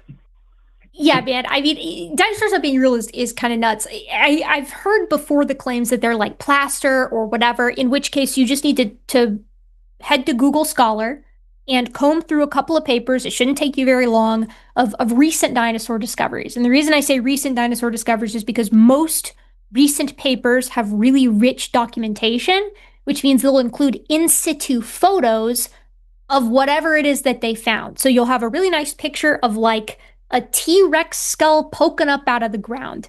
In which case you have to ask somebody who thinks that these are all plaster, is that it's like, okay, so what?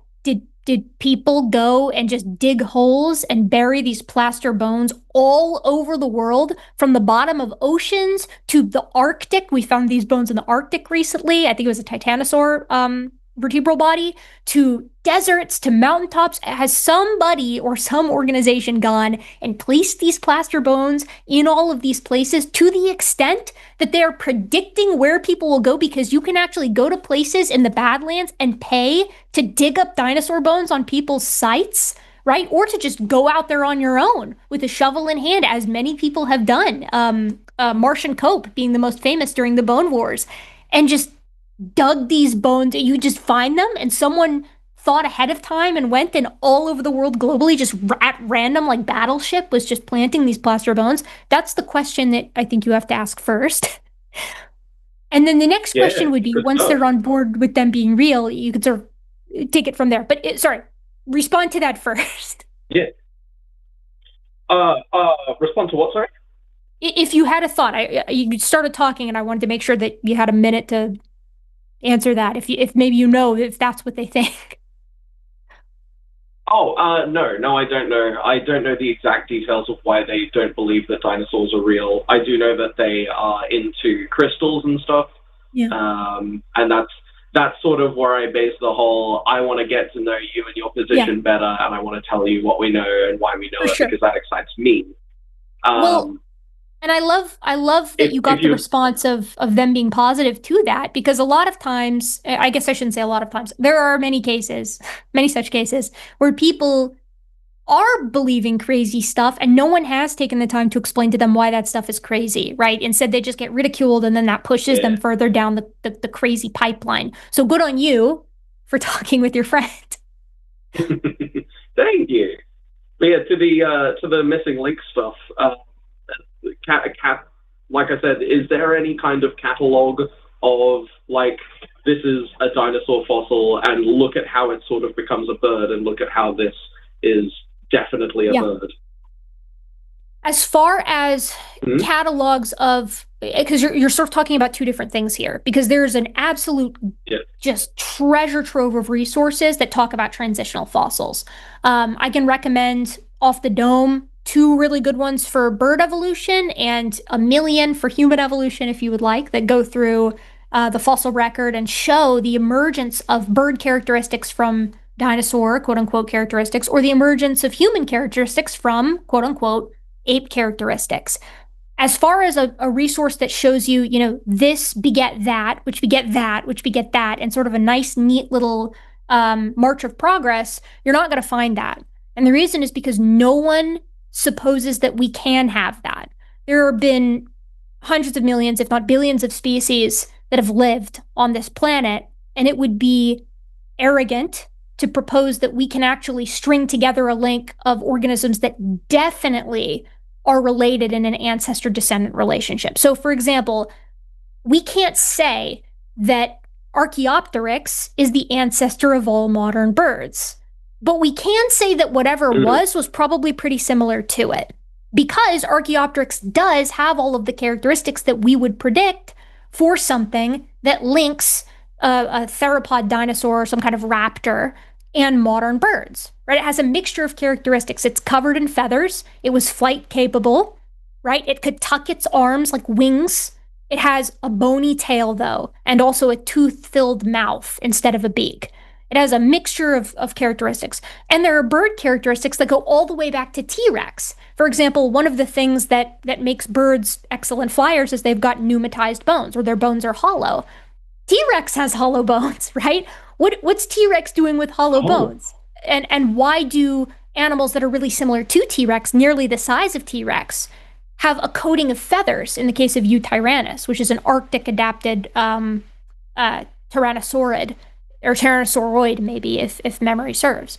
You know? So we've got these guys that you can very clearly say, okay, even though we can't say this definitely is the ancestor of this, which is definitely the ancestor of this, which is definitely the ancestor of this, whatever was probably pretty similar. Do you get what I'm saying? Right? Like, it's just a confidence thing, because science doesn't want to overstep.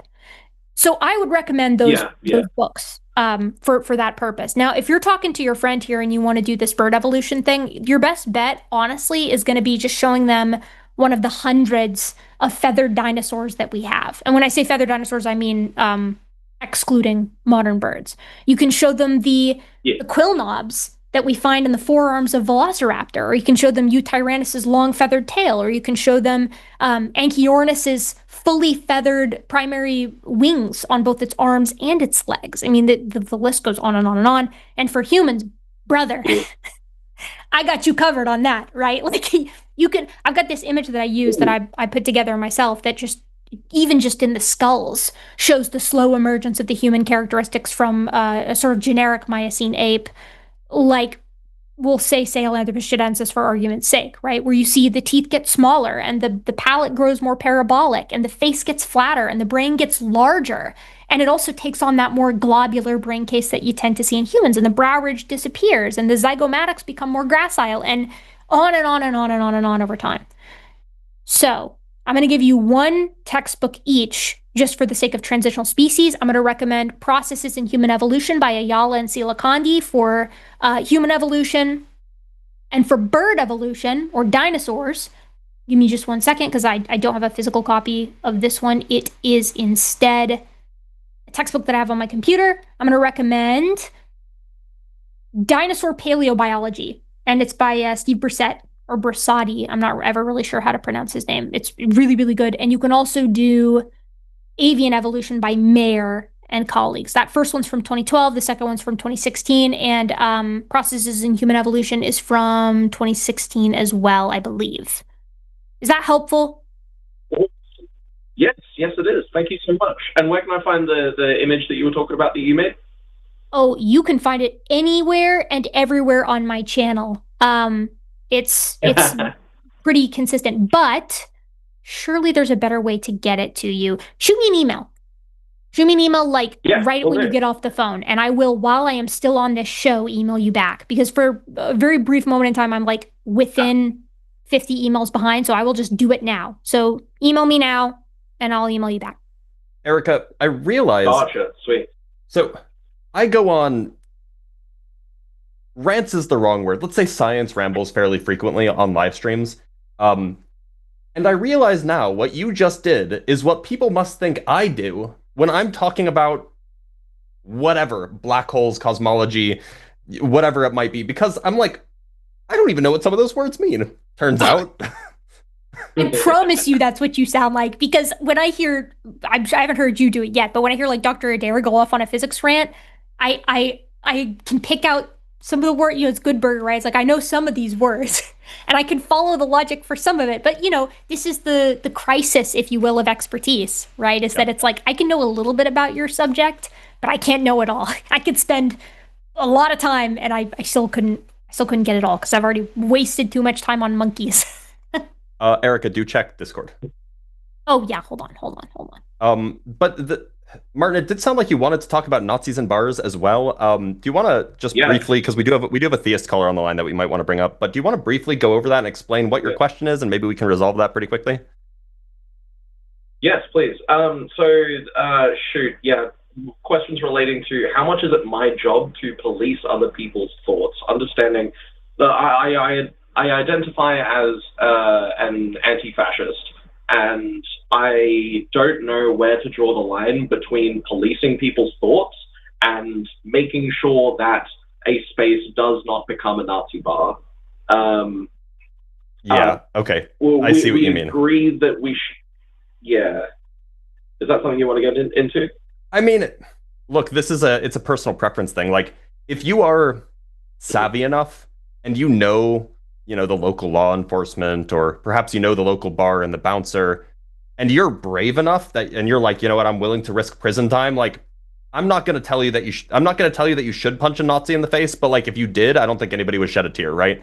And like, that's one way that you could do it if you're brave enough. It's not. Well, it's not a literal bar. Have you heard the phrase? Well, no, Nazi bar but sure, before? but you know what I mean, right? You understand the context of what I'm saying. On the other hand, like, sometimes you have you're at, I don't know, whatever the equivalent of Australian Thanksgiving is. You have the uncle that's just like a little bit saying like a little bit suspicious things, but like, you don't want to make a whole thing out of it, and that's okay too. You can just like have a private conversation, be like, hey, like, we care about each other. That made me uncomfortable. Can you like not? That's a thing that you could do too. Like, it's a whole sliding scale. It just depends on how brave you are and how confrontational you are. Yeah, that's fair. Yeah, no, I still struggle with it though. I'm currently in a bunch of drama with a group because someone turned out to be a Trump supporter and is already making other people uncomfortable by being I don't a understand Trump Australian supporter. Trump supporters, by the way. That's It's not an crazy. Australian. It's an online Oh, group. it's an American. Okay, Online but space. yeah, Online space. Yeah. gotcha. Yeah, that's tough. I mean, I don't think I'll throw my 2 cents in here for what it's worth. I don't think there's a one size fits all for this. I wish there was, but I don't think there is. I think that so much about our social dynamics you have to basically have insider information to understand some of the idiosyncrasies of different people and their sensitivities, and how far you can actually push the envelope. So what I would say is, navigate carefully, because you don't want to alienate somebody who, like, theoretically, if they're more like on the bridge, maybe that's somebody you can actually have a conversation with. Or maybe it's one of those things where you could be like, make a bridge there, and maybe even convince them otherwise. But that's also not your job, and it's also not the job of everybody else in this space if it's not meant to be a political space. So I think you have, you have to take it. You have to take it one step at a time, and I would gauge where everybody else is at too. I mean, Trump supporter. Trump supporter is a crazy one, right? Especially like right now in time. I mean, I'm never of the school that it's like, okay, you find out somebody has, a fascist political opinion, because that's, I guess, to be fair, like what you would call a Trump supporter, like, if it walks like a duck and talks like a duck. I'm never the type of person, especially if you've known them beforehand, to just boot them immediately, right? Like, I think it warrants a conversation if you've known them for some time, or maybe if somebody else invited them. But like, I don't think you have to, at this point, hold hands and like walk on eggshells. I would take it slow, see how everybody else feels, maybe pull that person aside and have a conversation. But just do your best, man. I mean, there's not a perfect way to do this. Yeah. I'm just dreadfully afraid of like getting banned myself for causing a stink, because I would be the only one causing a stink. Like, sort of, why are you being so mean to the polite Nazi kind of thing? Then Like, maybe like talk to it sucks. the mods or whatever, whoever's in charge of this online community, or like in charge or higher up, I guess, in the community, and just voice your concerns. That way, at the very least, you can kind of clean your conscience of it and be like, look, I voiced my problems with this early on, and then if and when it becomes an issue, you can sort of sleep easy. Assuming you stay in the community, Yeah. if that's something that you're willing to continue to sort of put up with, which only, that's going to depend on your personal comfort level. Yeah, I mean, Yeah, I don't know. yeah, So I have my own personal story. I have a very religious friend. I've known him since college. We've been good friends for 15 years. Um, he's maybe a Trump supporter. I don't know if he still is. He definitely was 10 years ago, or ish. And so like general like we nearly had a falling out over it around COVID time. And we're just like, you know what? Like we have a good time together. Like we like to play Dungeons and Dragons together. We have interesting conversations. I think that he's generally harmless because he's one of those types that's like he's one of the types of conservatives or libertarians that thinks like the whole system's corrupt and so he doesn't vote anyway.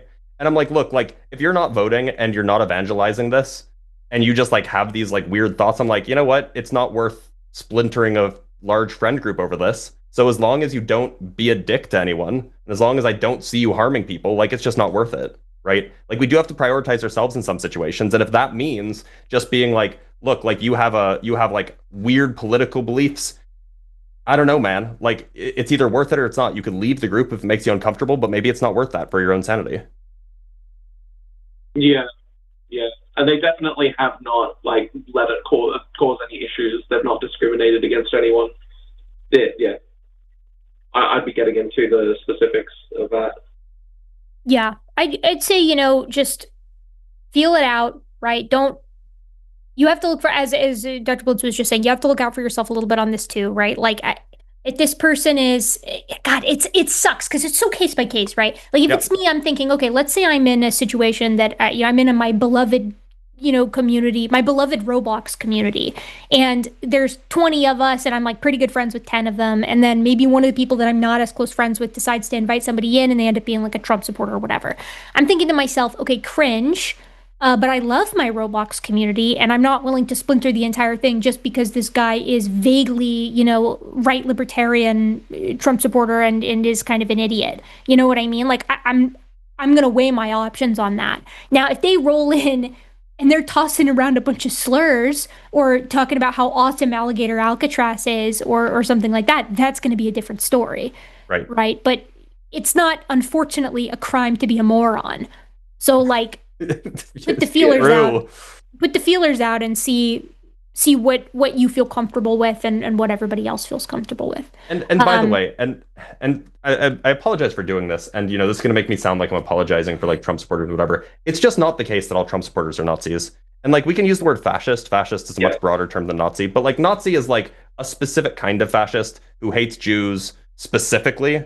Like that's like you usually say Nazis like fascism plus anti-Semitism. That's usually what a modern characterization would be like. And so like you could be like a libertarian who's just like, I will vote for whoever gives me lower taxes and screw everything else. And like that doesn't make you a Nazi. It makes you an idiot, but it doesn't make you a Nazi. Yes. Yeah, 100%. How's that, Martin? Yeah. Are we good? I hate to kick you out of here, but we you. got a lot of other people waiting, and I feel bad. No, I gotta get to them. That was a good wrap up. Honestly, the example you gave, Erika, was fantastic, and I'm going to think about that a lot. Sweet. Love it. Thank you, my friend. Take care. Thank you. You too. All right, folks. We have, believe it or not, we got a theist on the line. So It's crazy. Inconceivable. As is typically, why is the dude? I don't know how I feel about this new software. It was just asking me if I was sure I wanted to hang up. Come on, what am I, stupid? What am I going to accidentally hang up on a caller? Okay, to be fair, I did accidentally hang up on my co-host on his personally designed software yesterday because his software doesn't have the "Are you sure?" button. So I'm being a little tongue in cheek here because I have done that before. I'm just indignant that it's holding my hand, even if I deserve to have my hand held. We got Ruben, pronouns he, him. Ruben's a theist, calling from Montana. This is, I'll only go so far with the Forrest Valkai sympathizing on this show. Just Montana. We'll have none of it. They say, also, isn't that Missouri? Oh, God, is it Missouri? I think so. Is MO Missouri? Yeah, Montana's MT. No, Yeah, wait, it's is that Missouri. Massachusetts? No, that's MA. Okay, I got it. It's fine. They're from Missouri. Whatever. They're from a Wait, state. you could do the Forrest Valkai thing, because you just don't know. No, that's where Oh, maybe that's why he does it. Ooh, Probably. that's actually a good question. Is that it? Is he covering? Oh my God. Does he just New, not know cons- American geography? new conspiracy. Forrest doesn't know his states. Pressure him 100% he doesn't. and make fun of him every time from now on. And that's how we will quash his bad habit. In the meantime, we got Ruben. Ruben, can you hear us? I have on the call line, there is a creator. Those who do not acknowledge him are, and then I can't read the rest. So maybe you could let us know if you hear us and then elaborate on that a bit. Yeah, I can hear you loud and clear. Sweet. Okay, tell us a little bit more about the creator. His name is Yah for short, or I call him Yahuwah. Some call him Yahweh. Some call him Yahovah, somewhere along those lines. I believe that he came in the flesh as the Son, whom I call Yahusha or Yeshua, and he lived and died. Maybe? And Joshua, yeah, he resurrected, and he left 40 days later in the clouds, and he will return just the same way he left, to judge the world when he returns. So yeah. Okay, that's pretty straightforward. Dr. Blitz, you want to start or you want me to? Up to you. You go nuts. I All monologued last time, so. So, I mean, that's great that Quick you believe question, that. Can I get y'all's names? Oh yeah, totally. I should have said that right away. I'm Erika. I go by Blitz online. My first name is Sam, but I've gone by Blitz and I was anonymous for so long that nobody calls me that, and it'd be weird if anybody did. Okay, it's nice to meet y'all, and I just want y'all to know before y'all begin or ask any questions or whatever that I love you guys, and I'm on here for you because I don't want to see you perish. Okay? That's the main reason why I'm on here, and for anybody else listening that doesn't believe in the Most High, I'm on here for you, and I don't want to see you perish. And I love you, and he loves you very much. So look, it's a lovely sentiment, and like I get that like the sentiment of modern Christianity is something like, we just want to see everybody get to heaven, and so we're doing our best to do that. But there's a lot that goes on in that story, and whether or not you think it's a story or history, there's a lot that goes in there that it just doesn't seem plausible to me. Like, what do you mean? Like, this guy walked on water. What do you mean that he rose from the dead? Why should I believe any of this? I guess you've never witnessed a miracle before. I don't think I have. Whatever it might have been. Let's say somebody got in a head-on collision and walked away with no scratches. Well, look. So for every one time that happens, 100 times somebody will die. Well, I mean, I believe in miracles, man. I believe in the supernatural. And I believe that strange things can happen. Okay, but why should we believe that? And more to the point, actually, I know you say that you come on because you love us, but like, why? Suppose that Christianity is true. Suppose that everything that you just said is true. Why should we believe it? Like, even if it's true, like, what's the cost to us if we believe it, or if we don't believe it, rather?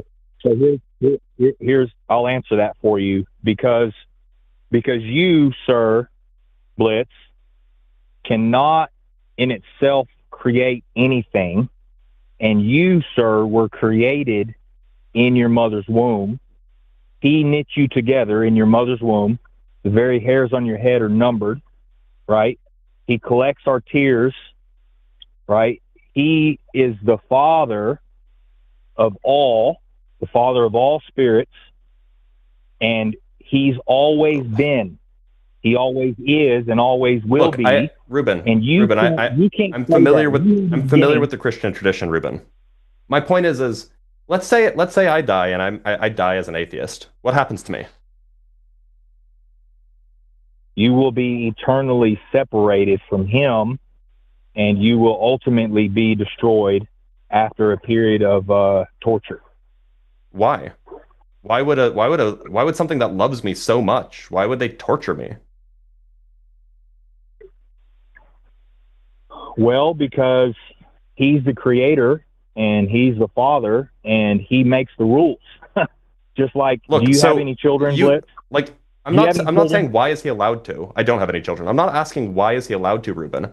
I'm saying like, look, if you're a parent, right, the state gives you pretty wide leeway to discipline your children basically however you want, within limits, of course.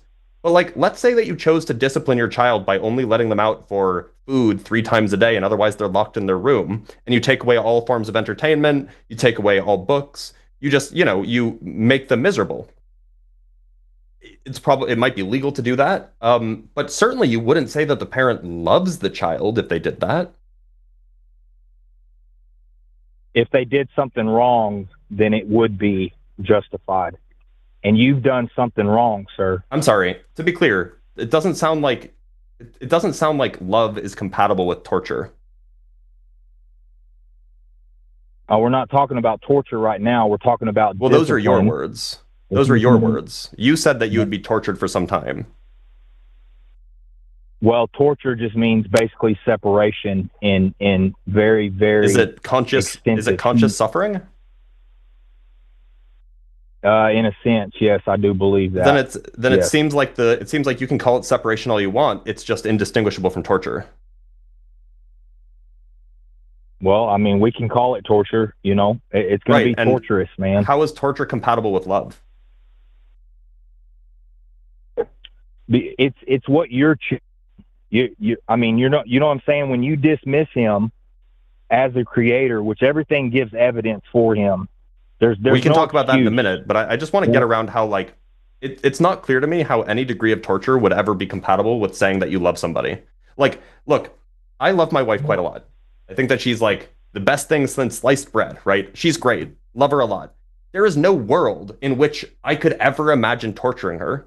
And I love her less than your God supposedly does. And she's an atheist, so she would go be tortured by the God that you claim apparently loves her. It just doesn't track. The thing is, Blitz, though, is that was never meant for mankind. That whole thing was never meant for torture mankind. thing? It was meant for it was meant for the fallen angels.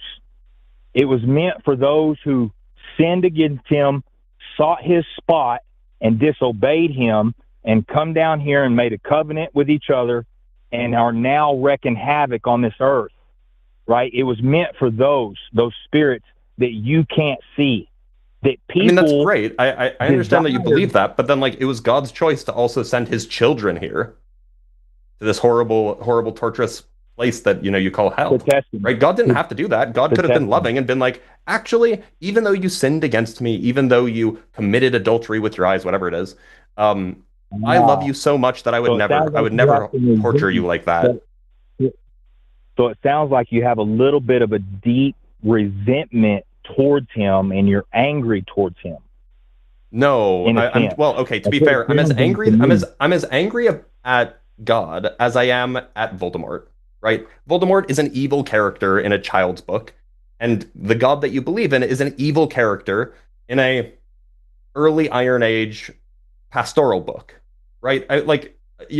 I'm resentful towards evil characters generally, but they don't really keep me up at night. My issue, and the reason I'm bringing this up, is that it seems like the God that you believe in, the one that sends you to hell to be tortured, for the mere thought crime of not believing something that doesn't comport with the evidence, it just doesn't sound like that's the kind of thing that's capable of love, especially not being all loving. All right, so what I'm pointing out is merely that there's internal inconsistency in this God that you believe in. It's either loving or it sends people to hell. I don't think it can be both.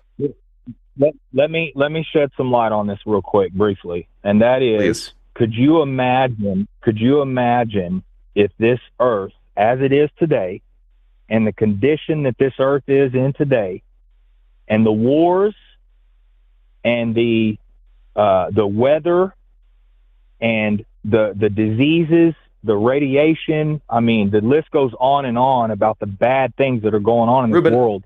I don't understand why you keep avoiding my criticism. Are you going to let me finish? Are you going to let me finish? I've let you finish, bud. I've let you finish. I will. The trouble is that actually at this point I'm not going to, unless you can actually address the criticism I'm offering. Because every single time I've said it, and I've said it now 3 times, you've just tried to change the subject. Okay. You've tried to pivot. And I want you to address what I said rather than just breaking my neck at, mock fuck to try to make me make me talk about something else because you want to avoid the moral problem of hell. I think I've had a conversation with you before, and Maybe. it didn't go well last time either. And you interrupted me quite a bit last time because you didn't like my answers.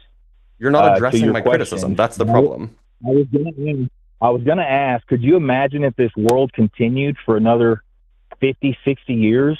I mean, do you really understand what's coming to this earth and probably to this better world? than you do. I don't know. I'm a little bit. Is it okay if I pop in here, Blitz? Please. So normally with this kind of thing, like in conversations about like the existence of God, I wish I could say that my objections or that my hangups are profound, but they're pretty typical for somebody of my persuasion, right? Like it's problem of evil stuff, it's divine hiddenness stuff. It's not like I came up with this. These criticisms of Christianity in particular have been around for a long time. So we could go down that, I guess, road, but you and Blitz kind of already have. So instead, I'm going to focus on something else that you said, which is that there's evidence everywhere for the Christian God, I presume. So I'm a little bit curious, what do you suppose that evidence is? Well, I mean, let's start with the simple things like life in general, and then a flower, for example. I mean, I can't create a flower, and that sucker comes from a seed, and then like animals and creatures that walk this earth and swim in the oceans and things like that. And then you look at the trees, and then you go beyond that and you look at the stars and the heavens. So it's complex. That right there is evidence. I just want to jump in here just for a second, Erika. I don't know if you heard about this. This was news like 4 or 5 days ago. I guess there was an experiment that was just conducted where for the first time humans have actually created self-replicating synthetic cells. So this would be actually a perfect example of humans creating life from scratch, even. So I don't know the details of that paper because I haven't read it yet. I saw the headlines. I haven't had a chance to dig into it, and I'd really like to. I've only looked into it very briefly. Yeah, and it seems super cool. I just haven't dug into it, so I can't really speak to that. But like Ruben, how old do you think the Earth is? Anywhere from 6,000 to 10,000 years old. Okay, yep, that checks out. I was just checking. So you would classify yourself as like a young Earth creationist then, right? Because like I would say, when I hear you say that, it makes it very difficult to take the rest of your argument seriously here, especially from a scientific perspective, because there is not a single aspect of science, not a single field from geology to astronomy to biochemistry that supports the notion that the Earth is 6,000 to 10,000 years old. In fact, every field tells us that the Earth is about 4.5 billion years old. But I guess I should say radiometric dating of meteorites and astronomy tell us that, whereas there are many other fields that will at least push us into the tens of millions, hundreds of millions, billions of years, depending on the field in question. So like you know that there's no support for that, right? That the Earth is 6,000 to 10,000 years old, which means here's the thing, Erika, I'm not a scientist. I'm not a biologist. I didn't go to college. I'm just a blue collar guy. You know what I'm saying? Sure. So I've done a little research. I've listened to a couple of different professors and whatnot, but it's my understanding that carbon dating proves that the Earth is young. And if you do the research on carbon dating and listen to scientists who know carbon dating, then I believe that you will. So I've got a question. Ruben, have you guys done? If I may, okay, finish this. I do want to hear what you have to say here, please. So all I was going to say is that there are scientists out there who were atheists or agnostics and have done research, and they've come to believe in a creator. And I don't have any quotes right now off the top of my head. Sure, but I know you're right, actually. Like, you're right on that. There are people who have gone from being atheist or agnostic to being Christian. However, to my knowledge, and you don't know anything about me, Ruben, but I'm very interested in creationism and I'm very interested in creation science. In fact, if I may, I know more about creation science than almost anybody I know. I'm obsessed with it. I love reading about what creation scientists are saying. And so when you tell me things like they say that carbon dating, or in this case specifically like radiocarbon dating of coal or dinosaur bones or diamonds, supports the notion that the Earth is young, I can tell you with my entire chest that's not true. It's simply not true. In fact, some of their arguments for radiocarbon dating supporting a young Earth are the result of misunderstanding how radiocarbon dating works. Some of it is improper methodology, and some of it is just misunderstanding the literature, like what's actually already published. So that's simply not correct. Going back to the conversion of atheists and agnostics into Christians, to my knowledge, not a single one of them has done so because of the science, right? Instead, what happens is they have a conversion experience and then they use that to sort of look back on the science. But more importantly, that doesn't even matter to me because this isn't a Christianity versus science type thing.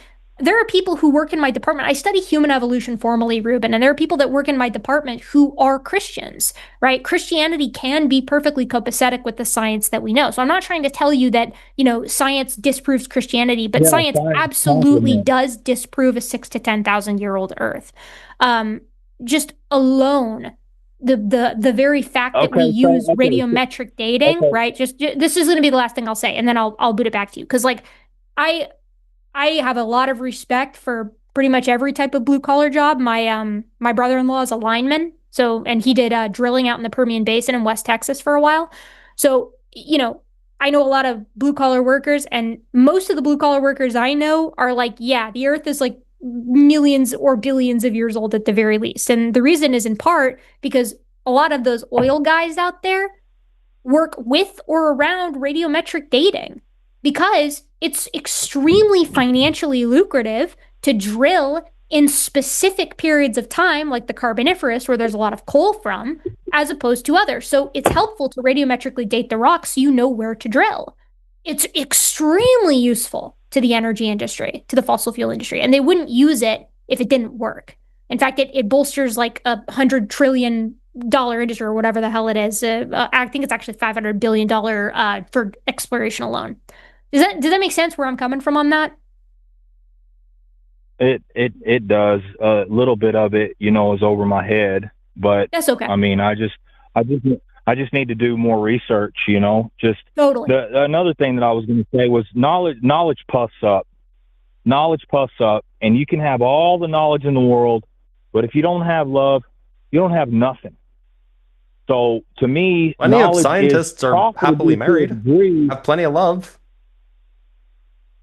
Well, it's not just the love of your wife. That's kind of easy. I'm talking about the love of your neighbor, the love of a stranger. You know what I'm saying? I'm talking about the love of your surroundings and taking care of those around you. Shoot, man. I mean, I was going to ask you guys, do you guys believe in evil?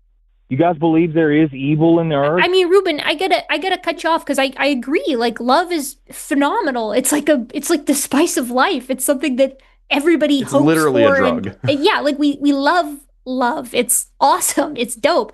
And I will say that like knowledge and love they're not contradictory, right? Like many selfless works are committed on this planet by scientists who are trying to make the world a better place. And some of them are atheists, and some of them are Christian, and some of them are Jewish, and some of them are Muslim, like some of them are Hindu.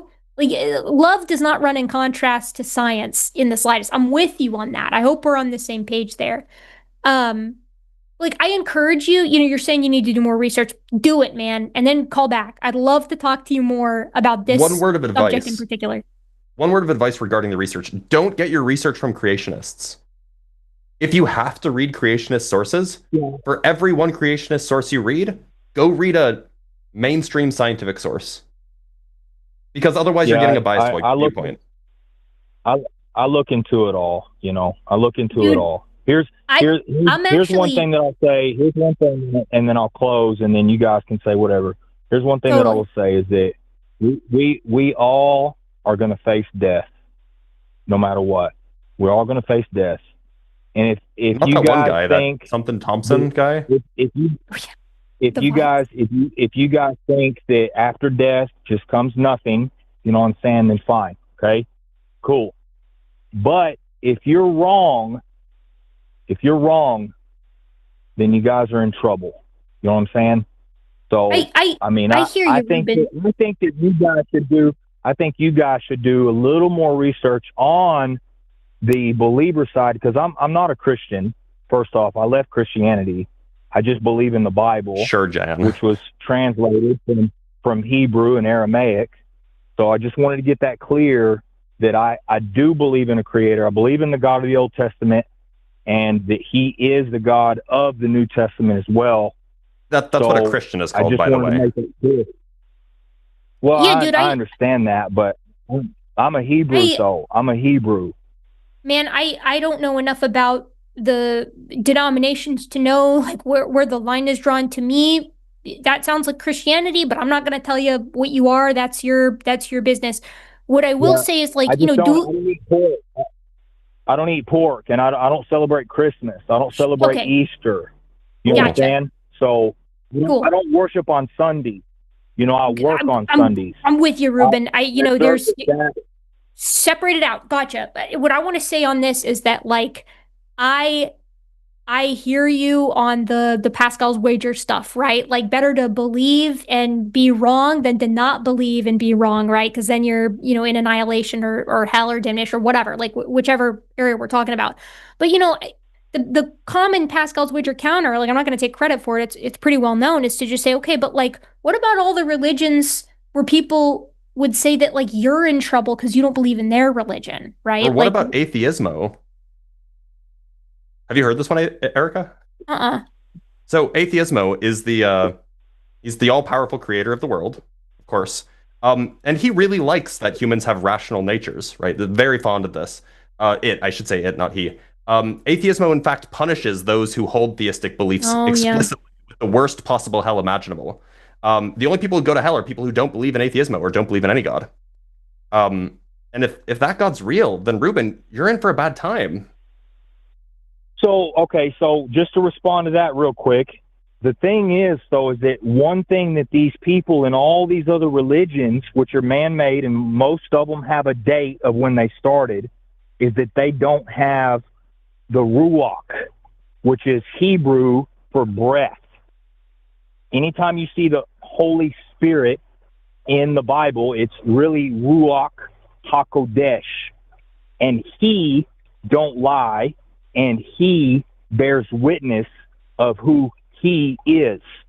So that would be my defense against all these other religions that are claiming truth, is that the ruach is the one who bears witness, and those who say that he don't exist commit blasphemy, and that is unforgivable.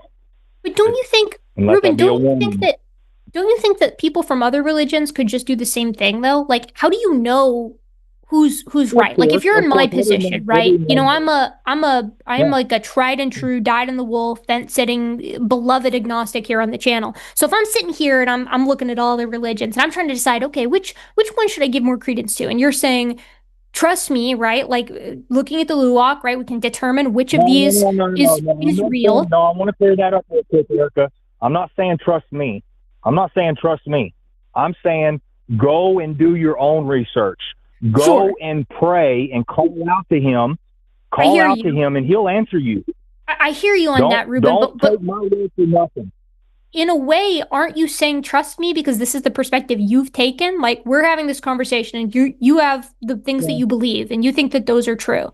And you're trying to tell me that my skepticism is inappropriate. So in a way you're saying you should believe the way that I believe, and you're providing an argument for that's resting on this luwak, right? Like that's how you were able to in part determine the difference between which religions are incorrect and man-made and which one is correct. But like from my perspective, I'm hearing that from all the religions, right? Even the all-powerful atheismo, right? Like all of these religions are telling Which me. I don't believe in, by the way. So you're host. So you got all. Oh, right. No, No. you're good. You're good. You're good. You're good. Right. You're good. So there are all these religions who are saying this is why you should believe in mine, right? And you're a fool not to, and here's all the evidence for it. And, I reach out to, Vishnu or Brahma or Shiva or Buddha wouldn't be appropriate.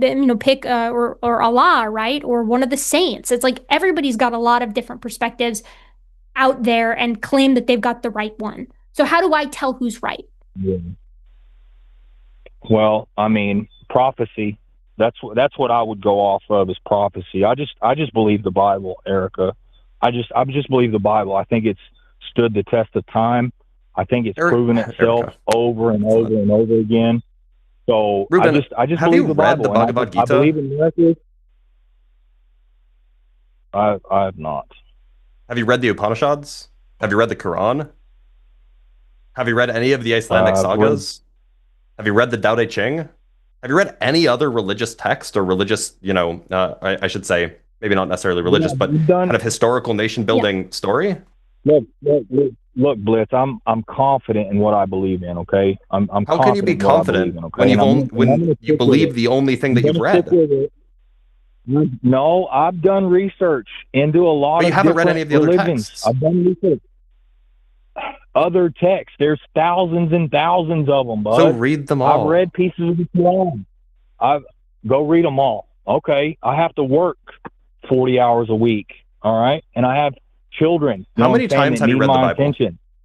How many times have you read the Bible? I've been reading the Bible since I was like 13 years old. So I would say probably 3 times altogether, fully through. You could read the Quran in a weekend. It's a very short book.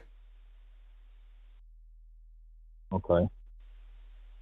I will say, Ruben, like, outsider's perspective here, I do think what Blitz is saying here holds some water, right? Like, if you're saying that the Bible is true and that the prophecy in it is in part what gives it its authenticity, right? Then don't you think you owe it to yourself and to, like, wanting to know what's true to, like, give some of these other religious books a look-see too? Because if they're also making true claims, then wouldn't you want to know? The thing is that no other religion offers a stinking savior, though, for your sins. How do you know? I don't think there's any other religion out there that offers forgiveness and redemption for your sin. I really think that all other religions come short when it comes to sin and forgiveness. But, like, in the Dharmic religions, the way that they explain sin or evil is that it fits into the great balance of all things, right? There's an equal amount of good and evil, and they must balance one another out. And so you enter into this cycle of death and rebirth, and until you're, I don't know the details very well, but essentially until your karma is in order, you can't ascend to nirvana. You can't achieve enlightenment. So that's how they explain why there is evil in the world, is because it must balance out the good. The good must balance out the evil. And to them, that makes sense. And to them, why would you need a savior when evil is an inherent part of the world and so is good, right? Like, they would find your perspective to be inappropriate. They would be like, why do you need a savior for something that's just natural? You see what I mean? Like, I'm probably butchering. I'm combining a lot of things together. If you're a young Earth creationist believer, then this whole thing about being reincarnate, or whatever you called it, about coming back as something else and karma and that thing like that. Yeah, I don't believe that. You know what I'm saying? I just don't believe that. I do. Ruben, I totally hear you, but they would say the same thing about you, right? Like, and to me, as the person looking on the outside looking in, I see both of you saying that the other one is wrong, and I'm like, well, why should I believe either of you? Right. Well, I really think that with the Creator, I don't have to understand everything. You know what I'm saying? I'm just simply asked to trust him and believe. And I've done my research. I've prayed to him. The most powerful witness that he has on this earth, besides creation, is a changed life. That's his most powerful witness. Besides him coming and dying and being raised from the grave and resurrecting the dead, he also healed the blind, healed the lame, he cast out devils, things like that. So Yeah. Ruben, you understand that essentially all of these stories can be found in other religious and, say, historical mythological texts? Yeah, There's nothing like particularly Mithraism. unique about Christianity. I've been doing some research on Mithraism. So, I mean, not even just Mithraism, but the ideas of like miracles. Like they're in fact one of the most well documented mass miracles in human history was a miracle that happened it originated in India. It was a Hindu miracle. This is in like 1995. There are newspaper articles about it happening. It happened to apparently over 1 billion people. Allegedly, of course. Yeah. So like there are miracles happening in all religious traditions. So why should we think that yours is any special at all? That was not good English. Why can't I talk today? Here's my response to that, Blitz, is that yes, I believe in a creator, but I also believe that there is a adversary, and we call him Satan. So in order to understand the creator, we have to understand that there is an adversary, and he's got an agenda. And it says in the good book that he will perform signs and wonders, right? Signs and wonders. That he will perform signs and wonders. And he masks around like an angel of light. He portrays himself to be good, but really he's a liar. You know what I'm saying? So it's so convenient that your religious tradition allows you to discount other religious traditions by calling them evil. Doesn't that seem awfully convenient to you? Well, I mean, like, don't believe these other religious traditions. They're evil. They're the bad guy. Like, I don't know. It just seems a little bit too convenient. I'm not a theologian or religious studies expert, but I'm pretty sure that there are other religions that also have like trickster gods in them who would intentionally try to deceive you. So how do you know, like what if I'm talking to somebody from the other side of the world, I pick a religion, make one up, right? And they say to me, yeah, did you know that over in North America, they discount, they've discounted our religion because there's like actually a trickster god who's convinced them that sin is an aberrant part of life and that they need a savior, but that's just the trickster god who's deceiving them. Like, if they said that, and then they said the way that they know that is from their holy book, who am I to believe? Because you're saying that they're being deceived, and then they're saying that you're being deceived. So it's hard, and like, I'm going to sort of wind this down just because I don't want to keep you here too long, Ruben. You've given us enough of your time, but like, I hear you on liking the story of Christianity and liking a savior and thinking that's compelling. Like, I hear you on that. And like, I'm not going to tell you, to not believe that if that's what helps you sleep at night, or if that gives you comfort or whatever. Like, that's none of my business. But what I am going to say is that I hold on, let me finish real quick. I'll finish and then I'll kick it back to you and Blitz. I like to believe things that are good that are also true. Right. And so for me to buy into your perspective here, I need to see support that I should believe it instead of other things. And I've just not heard that yet. Now, you said you're going to do more research. Please do. And once you've done it, call back, because I'd love to discuss some of the finer details with you. And I'd love to do that after you've had a chance to sort of bone up on like why, outside of just personal experience, why Blitz and I, Sam and Erika should believe your perspective here as compared to something else. That's all I got to say on that, because I don't think otherwise I'm there's much to get through to here. Yeah. First Corinthians chapter 1 verse 22. Jews demand a sign and Greeks look for wisdom, but we preach Christ crucified, which is a stumbling block to the Jew and foolishness to the Gentile. Right? The cross is foolishness. Like, it's crazy. And people in their pride. Agreed. Which we all know about pride. We all know about pride. You know what I'm saying?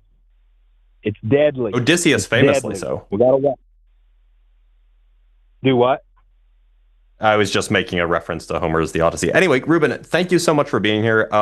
We do have other callers that we'd like to get to, but Ruben, like Erika said, call back, do some reading on, say, uranium lead dating, or on, other forms of radiometric dating. Do some research on, like, The Bhagavad Gita, the Yeah, Upanishad. yeah. That's Read that's those what things. that's what I think would be really interesting Okay, because hold on, I hold do on, feel like Ruben, hold I on. feel like you would be willing to be like, yeah, if you did some reading and you found out the Earth is really old, like there are Christians that make that work, or like if you Yep. think, Let me read into evolution and let then me break that that makes sense to down. you, like there are Christians that make that work too. Like that's fine. I don't think I'm not of the persuasion that either of those things are gonna like kill Christianity or whatever. What I do think is problematic is all of the other religions that exist, or the problem of evil, or divine hiddenness. And I would be really interested in your perspective after looking into some of those to see how you sort of explain that. So, cosign, but we're going to let you go because we do have some other callers to get to, and we don't have a ton more time. So Hold take on. care, my friend. What was that last thing you said? Look into. Divine hiddenness, the problem of evil, divine hiddenness, and other religions. Divine hiddenness. Okay. And you guys need to repent, and you're not going to know the truth until you humble yourself, period. You're not going to know the truth unless you I humble repent yourself. like 3 to 5 times a week, so we're good. Ruben, I look forward to our next call. I'm letting you go, and I'm sure because the thing keeps asking me. Take care, man. Yeah, dude. I don't know. Like, I don't. A couple. I was eyeballing chat. A bunch of people in chat were like, "He's kind of in preacher mode." Totally agree. I think a couple of times in that conversation we were talking to Ruben, like actually, and like what he actually thought about some of these things. And I think a couple of times he was like, okay, this is what I say to this, right? Here's the verse that I've got ready, like. Yep. And I've heard a lot of that before, and I'm sure you have as well. I would just be really, really curious. Like, I hope that this conversation lights a fire under Ruben and that he's like, you know what? I'm going to get them. Next time I call, I'm going to be ready, and he just goes and does an absolute shit ton of research into all of this. And then he comes back and has another conversation because I would really like to have the non-preacher version of that. I just want to know what he thinks and why he thinks it. Sure. Erika, it's so funny because in the atheist debate bro space that I occupy when I'm not debating flat earthers or creationists, because by the way, I also have a creationist topic that I do once a week or so, but I take it more from the cosmology perspective than the geophysics perspective. Astronomy, yeah. But amongst the atheist debate bros, I'm generally viewed as like one of the nice ones. I'm more charitable. If you go, I'm sure that Justin from Deconstruction Zone. Yeah. Like, you've seen him. He just like goes to town on people. And like, I'm generally viewed as one of the nicer ones. You're so much nicer than I am. So much more charitable.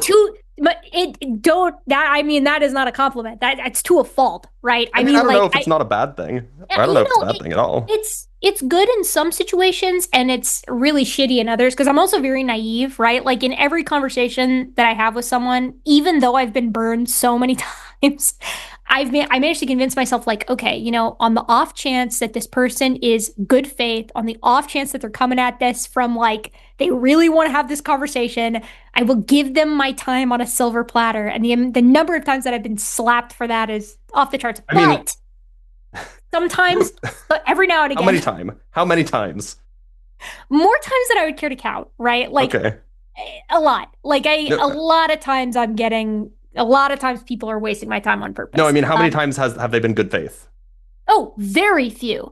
But here's the thing, though. I don't think that people have to know they're bad faith. Like, I think people can be bad faith on accident, and that's what makes Ruben it. Was. Yeah, exactly. I mean, but like, I knew that it was going to be an accidental bad faith from the description of the call, right? Like, see, that's the difference between us, because it took me about 5-ish minutes before I was like, oh, we're not going to be getting anywhere with this. To be clear, I did just write down exactly what he said to me. So that was if that was a red flag for you, that's because it's what he said.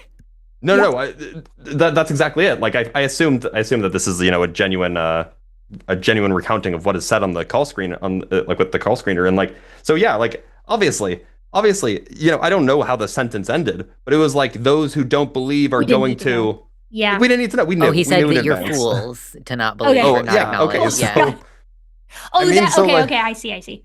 Like, it just knew automatically that this was like. That's why there are various bad faith tactics that are fun to use. The problem of hell is one of them. It's not bad faith, but it is a serious problem. So that's why I started there. But like a couple of times, I don't. Maybe I'm like pareidolia, whatever, seeing a pattern where there isn't one with Ruben here. It's like a couple of times it seemed like almost he was like, okay, well, maybe, well, that's good. I'll look into that, and it's like those are the moments that you're trying to get at, right? It's just like, I want to have this conversation for real with you. And those moments give me hope that maybe that conversation could happen, not to me, but to someone in Ruben's life in 10 years, I can count on zero hands, in fact, the number of times I've asked somebody to go do some reading and then come back to me and they've actually come back. It's literally never happened to me. It's happened to me in emails. Like sometimes people will email me and I'll be like, okay, you're wrong. You're talking about my area of expertise and you're wrong. And here's why, right? Read this, come back to me later. And then they will, and they'll be like, okay, I read that. But have you considered? And then it's a new thing. So occasionally they'll read it and give me some inclination that they've read it, some indication rather that they've read it. But like, I don't know, man. It's tough with that because it's like that conversation was not a waste of time, but it was close. You know what I mean? Like it was worth it for the nuggets, I think.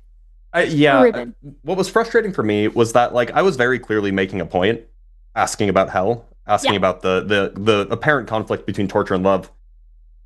And, I signed off on that conversation when he just kept dodging the question over and over again. I was just, I'm like, No, I saw that happen in real time, for sure. I'm just like, okay, I guess we're just not doing that. And I'm just like, Erika, you could take over. You can have that. You can have your fun. Like, I'm done. Usually if this were my own show where I'm the only person, I will either hang up on the person at that point or I will just berate them until they answer the question. And then I'm happy to change topics once they actually give me an answer. But, there's an audience to consider. We can't just do that every time. Yeah. Well, and it's also like you were answering his questions, right? Like, it's a conversation. We both have to do a little give and take here if we actually want to get anywhere and be entertaining and also learn more about each other. So it's like, if he's just not going to answer the question, like, I don't blame you for that. You wash your hands of that. But I don't know. By the way, and this is completely unrelated, it seems like you actually go hard on the the geochronology quite extensively, which I think is awesome. But it seems like I'm a little bit perplexed because like that's something that I love to talk about too. If only because it's quantum mechanics. It's just quantum mechanics the whole way down. Yeah. And so like I'm happy to talk about that. I'm happy to explain how we can know that the decay rates won't change by natural causes, et cetera, et cetera.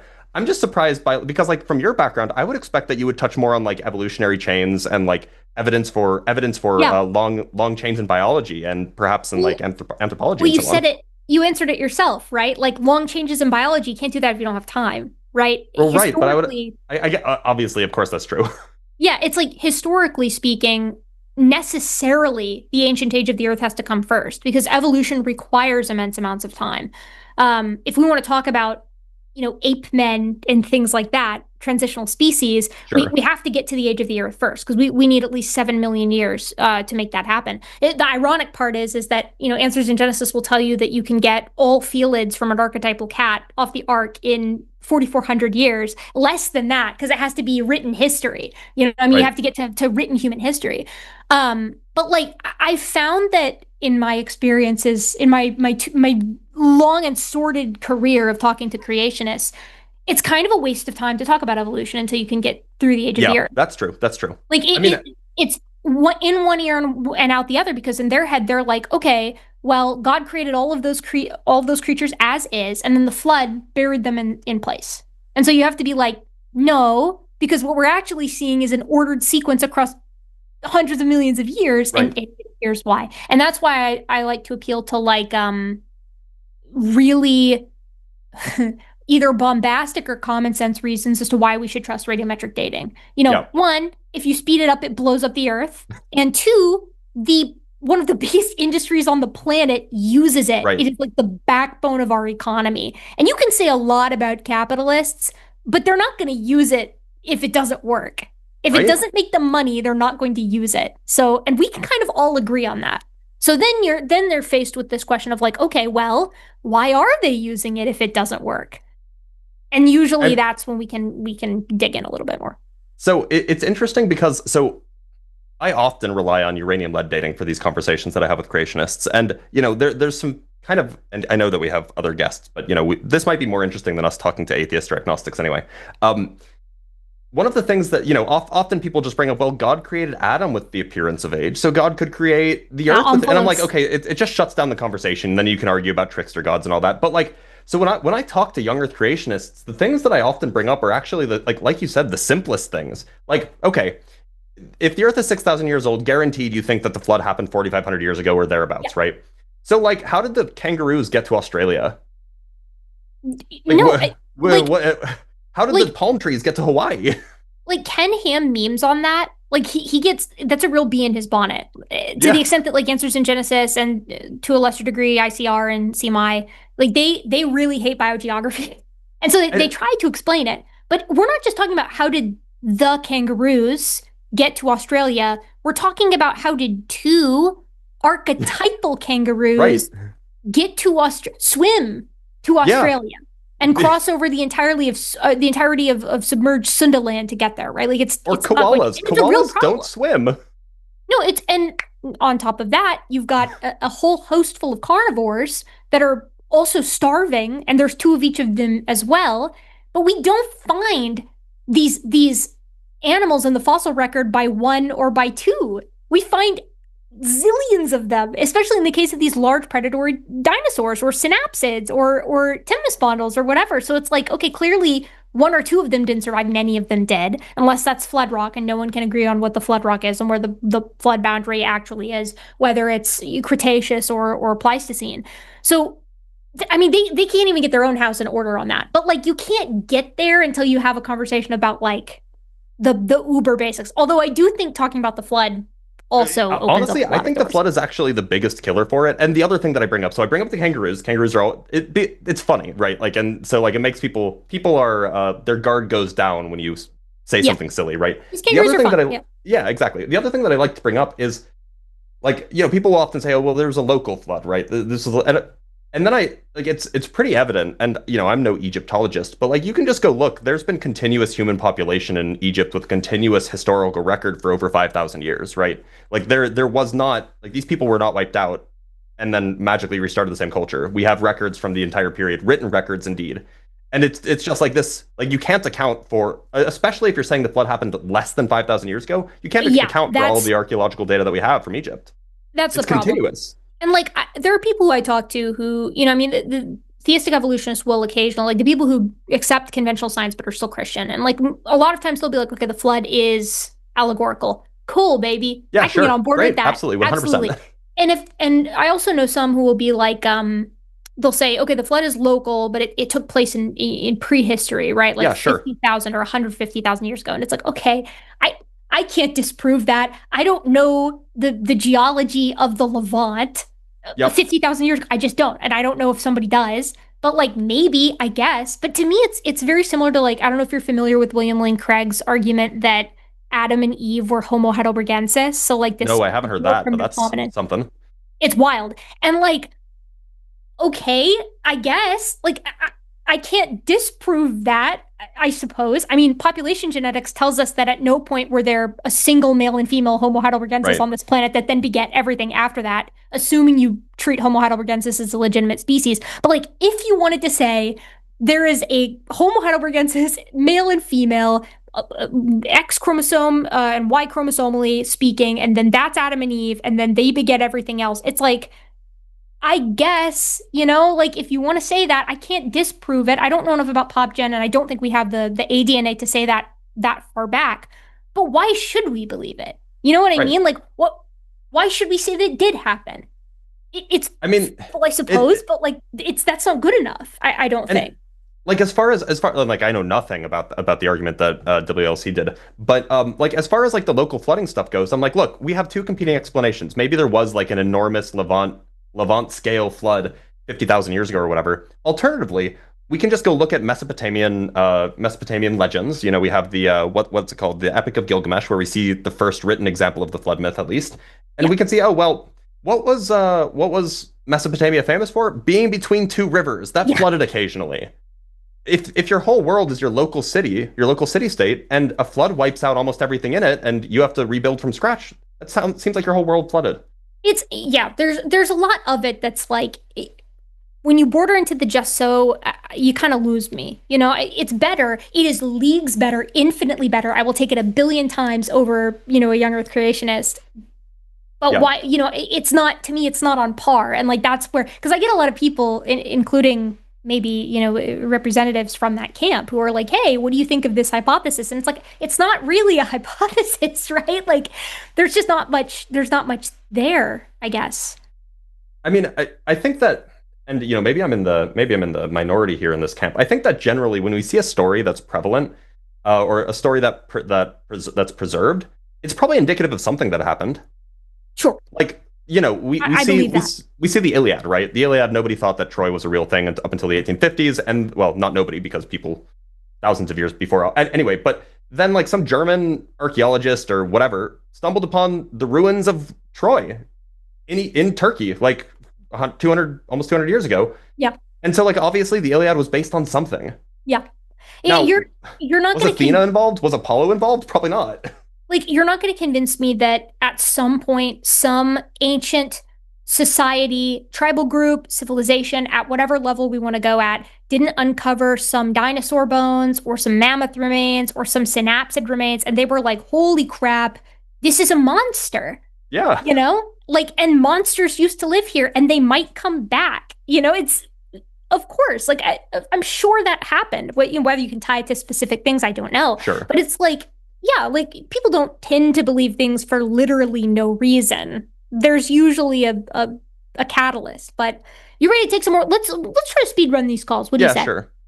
All right. Well, yeah, go ahead. All right, we're going top down. Is that cool with you? Actually, no, Sure. we said we'd go Lunar first. Lunar was the person that, yeah. Lunar, pronouns she, they, agnostic, wants to talk about objective reality. This is, again, more of a Blitz thing, but I want to hear more about your question, and then I got a piece. So tell us a little bit about where you're coming from here, my friend. So, hi, yeah, can you hear me okay? Yes, we can hear you. Wonderful. Don't hang up. Yeah, my bad. I pressed the power button and it caused me to hang up. Anyway, the idea was that I saw something. I found an interesting. It wasn't. This isn't a scientific article, but I found an article that had some interesting information about an idea of like there being no objective reality at all, and that all of humanity is based around the kind of human perspectives on the world, and like that basic collective reality is more akin to how we perceive the world. And then they referenced Donald Hoffman as an example, and looking into, apparently he did I don't know much about, I didn't do too much research before this, but I heard that he did a TED Talk, and I read, and I was like, well, it's super interesting from an idea. And I was just curious if there's any like scientific papers that discuss like whether or not objective, like if there's an underlying basis that actually makes an objective reality in the background, or if it's genuinely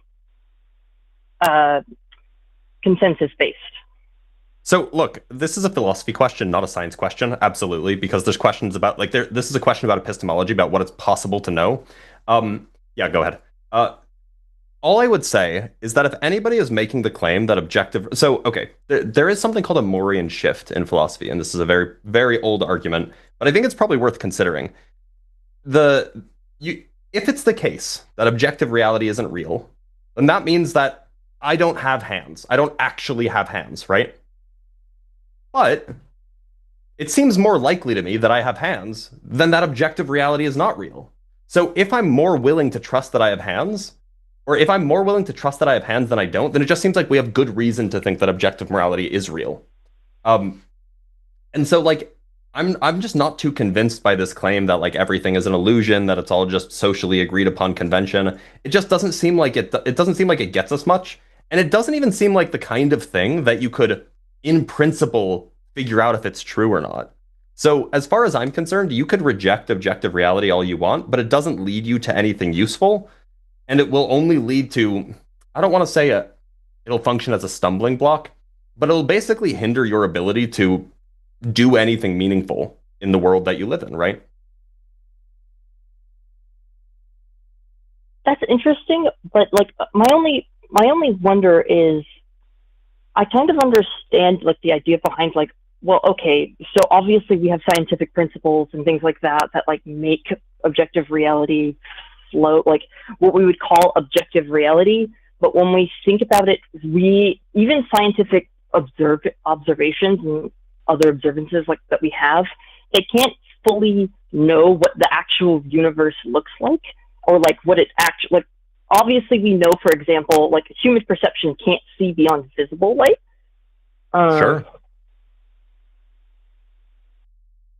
Look. So I was curious, there, like, there is, in is there some something sense, that helps, like, actually, like, I obviously, because science isn't is a all based scientific on question. perception and observation. Oh, sorry. Right, this isn't a scientific question, and that's the problem.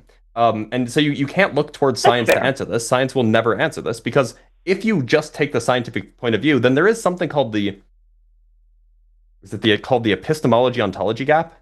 Namely, you only have access to the things that you can measure.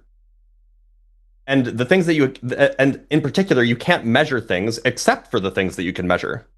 And so there is not a literal physical gap, but there is a gap between what might actually be and what you can see. And of course that gap exists. That's totally fine. It's totally reasonable. Like, there could be, there could be ghosts, but those ghosts live in a parallel dimension and they can't interact with our universe at all. And so you could never even hope to measure them. And so they would be completely outside the realm of science. And yet that doesn't mean that they don't exist. So what you have to do is you have to look deeper into like epistemology. How do we know what we know? How do we come to learn about the things that we learn about? You have to look into ontology, which is the subfield of philosophy, which is about studying the nature of being, the study of existence. So these are the kinds of fields that you'd have to dig into. And if you ask most philosophers, the people who are going to be most well read on the subject, what you'll find is that most of them think that, yeah, like there is a world. The world does exist. Now, the world might be a bit different from the way that we perceive it, but it just is the case that they don't think that, they're not solipsists, if you will. Yeah, you cut out a little bit in the middle there, but sorry about that. No, it's okay. I just find it an interesting. I saw stuff about it, and I just thought it was an interesting idea because obviously philosophically it's different. It's obviously, since there isn't anything scientific like for basis, but that I guess more so curious actually about the scientific side, because it's like, sure, we use scientific analysis, but since science is a collective, like we come together to agree on the laws of the natural world, I would say that those, I guess from a philosophical point of view, in my opinion, I wouldn't necessarily consider those objective. I'm having trouble phrasing this a little bit here, but it sounds like what you're saying is something along the lines of, what we treat as true scientifically is just what's agreed upon. Is that what you're saying? Pretty much. And so I was curious if there was any like actual scientific or physical basis for it being fully objective, or if it's because of the way that it's agreed upon, if it's not like that's not something we could have. Science is a project that humans do, and maybe aliens, but it's at least on Earth, it's a project that humans do. And so any time that we are interpreting, say, the results of experiments, when we we conduct an experiment, we build like a giant particle collider or whatever, and then we smash the particles together and we look at the numbers on the screen, and then we try to understand what they mean. That process of looking at the numbers on the screen and then coming to an understanding, that introduces subjectivity. And once you have that, like now you've introduced human interpretation, and you've introduced sociological dynamics. So, like, of course, there is no way to 100% know that the conclusions that we've come to as a scientific community are, in fact, the true nature of reality. Like, that's impossible to know with 100% certainty. But you don't need 100% certainty to be rational with your beliefs, right? You can believe that those things are true without knowing with 100% certainty that those things are true, for example. Hey, Blitz, can I interject here? Please. Hey, Douglas Abramsky, who says atheism is for the weak-minded. Brother, call in. Call in. Oh, please. You're here on a call-in show. Every now and again, I me moderating. Imagine that. Every now and again, I lurk in the chat, and I like to see, who's talking smack, and almost always there's no one. But every time I do see someone, they never actually have the stones to call in. So again, that name is Douglas Abramsky. Atheism is for the weak-minded. Call in, defend that claim, please. We would love to hear from you. And Erika will be very nice to you, and I'll be the bad guy. I will. That's true. That's the thing. I'm all bark, no bite. I will be a total sweetie to you, I promise. But I will explain why that's a goofy thing to say, I think. Anyway, sorry I interrupted.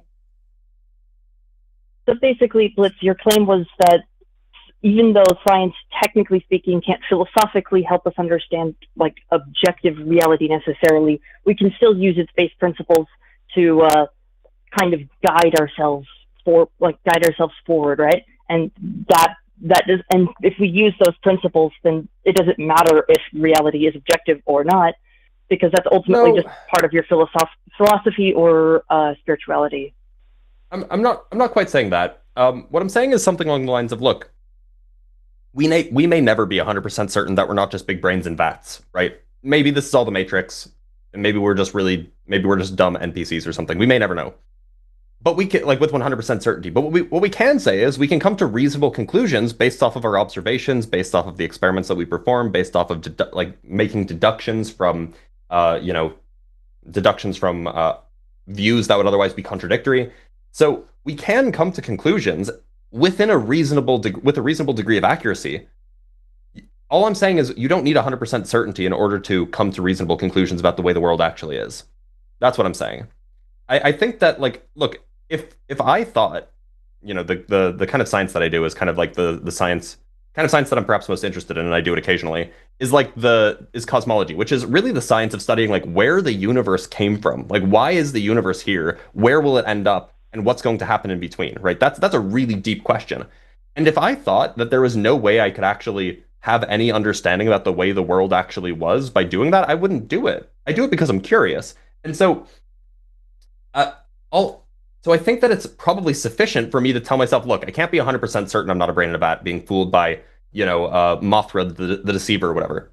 But I can be pretty damn sure that I'm not, even if I'm not certain. And that's enough for me to be able to satisfy my curiosity with saying that, oh yeah, I can actually understand the way the world is.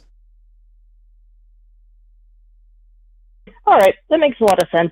I guess I just heard about this idea, and I guess you're right. It is, since it is more of a philosophical thing, and we can't know for certain how reality is structured. By the way, don't pay attention to Donald Hoffman. And I agree. And what was that? Don't pay attention to Donald Hoffman. He's viewed as pretty fringe amongst his colleagues. Makes sense. I was just curious because I saw something about that, and so I was interested in. He gets a lot of press because he says very interesting things. Yeah. I'm not one to say that we're all brains in vats, for example. It was more so that it's more complicated than that, and I think it's a little more of a personal question for myself rather than something that's fully addressed by anything scientific. And I was wondering if there was, and well, the answer, as you've mentioned, is basically we can't know for 100% for certain, and that's what I kind of thought. So, thank you. Yeah, well, thanks for being here, Lunar. Do you have anything else to add, Erika? Nothing, Lunar. Sorry, I'm trying to heckle our friend Douglas into coming onto the show in the background. So I left you in Blitz's capable. That's all right. Thank you very much for calling in. This isn't my area anyways. I don't know that I would be able to add much. Douglas is currently in the call screener room. We're trying to get him in, folks. Ask one final? Yes, go ahead. Could I ask one final thing? Does any of the other hosts of the line, do you think any of them would be good to bring this discussion to? Any philosophers that might be? Well, okay. I don't know all of the hosts of the line. I know my good friend Ian is Ian can be bad faith, but if you come good faith, then you'll get good faith answers. Ian is also very, very well read in philosophy. Okay. So, and thinks about these things a lot. So, I think Ian's on. I can look at the schedule, but I think Ian will be on at some point this month. Okay. I probably shouldn't review. I don't know if that's public information, so I won't reveal. I might call into Ian to bring up the discussion then. Sure. Thank you very much.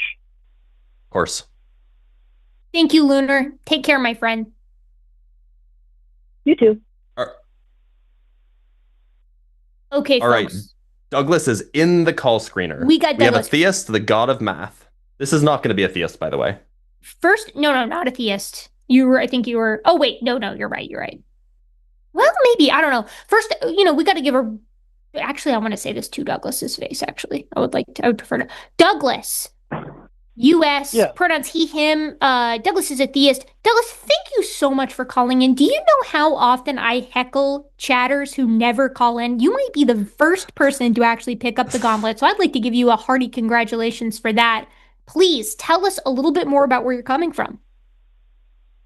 Okay, very good. I'm the type of person that believes that in order to cross the river, you must be willing to risk slipping on the rocks. That's beautiful, but what does that mean? Okay, anyway, that was just me saying that I'm going to back up my challenge. Oh, fair enough. Cool. Okay. Yeah. So why do you think that atheism is only for the weak-minded? Okay, I did that to engage with you and jump up. You could have just called in. You didn't have to engage. You didn't have to bait us. Douglas, Okay. we would have let you on regardless. Okay, anyway, let me get to my point, my thesis. Well, I have a thesis on it, actually. Okay, so the god of math. I do believe it is a theism because I believe it is a god. It is a creative force that utilizes math as a tool for creation. Do you take math to be composed of abstract objects? I take it to be composed of abstract objects that can express physical reality. Okay, so you take it that so generally speaking, if you ask philosophers anyway, and never ask philosophers anything, but if you're going to, they will tell you that abstract objects are exactly the kinds of things that have no causal powers, meaning that they can't do anything. So I'm not sure how to make sense of this claim that math composes anything. Okay, here's how I would tie it together. Do you believe in the concept of, I'm not saying the actuality of, but a concept of a universal mind? I mean, it's a concept, sure. I don't think it's real, but sure. Lots of people believe it. I understand the concept. Okay, that's fair. Maybe to be a little bit more precise with my language, do you believe in collective consciousness? No. Okay, well, that's required in order for my thesis to work, so I'm going to request that you potentially at least presuppose it for the sake of the argument. I don't know that we can do that, Douglas. Sorry, Douglas. I don't know that we can do that. No problem. Yeah, Douglas. Presupposing collective, because if we don't buy that, how are we supposed to go further, right? A collective unconscious? Yeah, that's a valid point. Okay, well, I'm not really sure how to prove collective consciousness, so this thesis still has some bugs to sort out. But since I presuppose there's such a thing as collective consciousness, then my definition for the term God would consist of a collective consciousness which utilizes mathematics to explain and express creative force.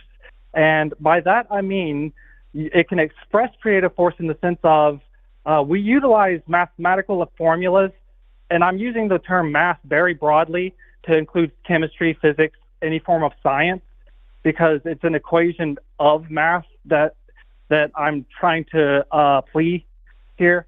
So Douglas, the science, I use the term sciences, yes. I'm sorry to interrupt you, my friend, but, we took the call kind of hoping for like a good theistic argument, and I think it's kind of tough to maintain the call if a prerequisite of having this argument is accepting something that we don't already accept. You know what I mean? So like let put yourself in my shoes for a second. I got a sandwich waiting for me downstairs, and we still got a ton of super chats to get through and also 2 more calls. So maybe this is one of those ones where you iron out the bugs and then call back. You feel me? Oh, okay, that's fair. That's fair. One thing that I would say is maybe I appreciate your game though, because you the heckling did get you in. It worked. You got me. I'm actually a little salty about it. You got me, man. Right on. Well, I'll All come right, back with a Douglas. better form thesis. Hey, dude, just heckle in the comments. You'll get in again. You'll get Take brought care, dude. up. Yeah. It works. It works every time. It did.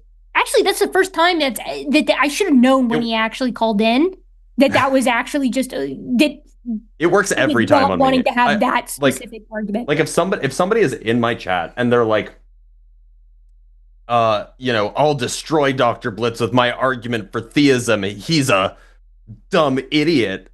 I'll be like, all right, brother, come on up. Yeah. It works every single time on me. Just maybe giving away the game, but how often when they call in are they like, actually, just kidding, I'm a little birthday boy. Almost every time. Okay, that's what I thought. Cool. Okay, well, let's speed run these other two calls just because I want to get the super chat so I can eat my sandwich. Hopefully everybody. I have mac and cheese waiting for me. Okay, perfect. Okay, first up we've got Caitlin. Caitlin pronouns she, her, from Oregon. Caitlin, I'm so sorry to have to kind of speed run your call here, but tell me a little bit more about your question here and I'll answer to the best of my ability. Can different species evolve to procreate is what I got on the line, or on the notes. Yeah. I hate that there's have limited time. I have a bone to pick with you from being sick last time that you and Forrest were supposed to be on. So I was hoping to ask both of you, but... Here, Caitlin, actually, if you would like to save this, Forrest and I are going to be on next week, 13th, week from today. If you want to save it and call back, I will specifically make a note that you're calling in to me and Forrest, and I will do my best to take it. Okay, so next week, the 13th, you said? The 13th, Forrest and I are going to be on. Okay. Oh, yeah, I'll do that. Okay, sweet. I'm trying to do you a good turn because I know you want it. It is a biology-based question. I don't think Blitz is going to be crying tonight, trying to fall asleep. I'll be fine. Caitlin, call back when Forrest and I are on, and then Forrest and I can both wax poetic for far too long on the nature of homoplasy and how species diverge in the first place and cool hybrids that do exist. Okay, cool. Thanks so much. No problem. Take care, girl. You too. Bye-bye. All right, and last up, we got Elliot, pronouns he, they. He's an atheist from New Mexico. And the note here says, magnetic fields on Neptune/Mercury, and I know exactly what this is about. This is about my conversation with Will Duffy previously on Russell Humphreys' prediction. Am I correct on that, Elliot? That's exactly right, and thanks for taking the call. It's been annoying me because I'm like, what is he talking about? I tried to look it up, and everything that popped up was creationist stuff that I'm like, I've kind of learned not to like take too seriously, but I also don't understand like the science behind it. Like, why do they? And I'm glad that Dr. Blitz is here because it sounds like this is something that he'd probably have good insight on. Yeah, I don't even know the context. Let me give Blitz the background here. So you might not know this, but I've been doing this series where once a month, myself and Will Duffy sit down. I haven't been watching it on purpose, but I am aware of it. You're familiar with it. Chill. Okay, so one of the things that we talked about last time was he was saying that creationists make predictions in science, accurate predictions that are rooted in creationist presumptions or presuppositions, and that they turn out to be true, and that gives some kind of credence to young Earth creationism. And specifically, the example that he uses is the one that I've seen quite often with relation to this subject, which is that Russell Humphreys predicted the nature of the magnetic fields on, I think it was Neptune. I see Mercury here in the call notes, but was it Mercury? That might have been a mistake. No, it's Uranus and Neptune. Uranus and Neptune. Okay. So I thought it was one of the. I might have said Mercury, but I know it was because it was the ice giant. It was the ice giants. Yeah. Yeah. It was one of the ones that's far out there. So, and it took us a while to actually get a read on it, which is how he was able to make a prediction of his expectations before the fact. And then it turned out that he was, if memory serves, like in the ballpark. And so this is used by creationists a lot as like he used young Earth creationist presuppositions, and this is support for young Earth creationism because it wasn't predicted by conventional science. Now, I confess, I have a friend who this is a pet issue for them, and I was going to bug them and be like, hey, give me the lowdown on this, but I haven't done it yet because even though my next talk with Will is in like 2 days. So I really need to get on the good foot with that. But the last time I looked into this, the issue is pretty straightforward. Humphreys' range was so large that it kind of renders the accurate prediction null.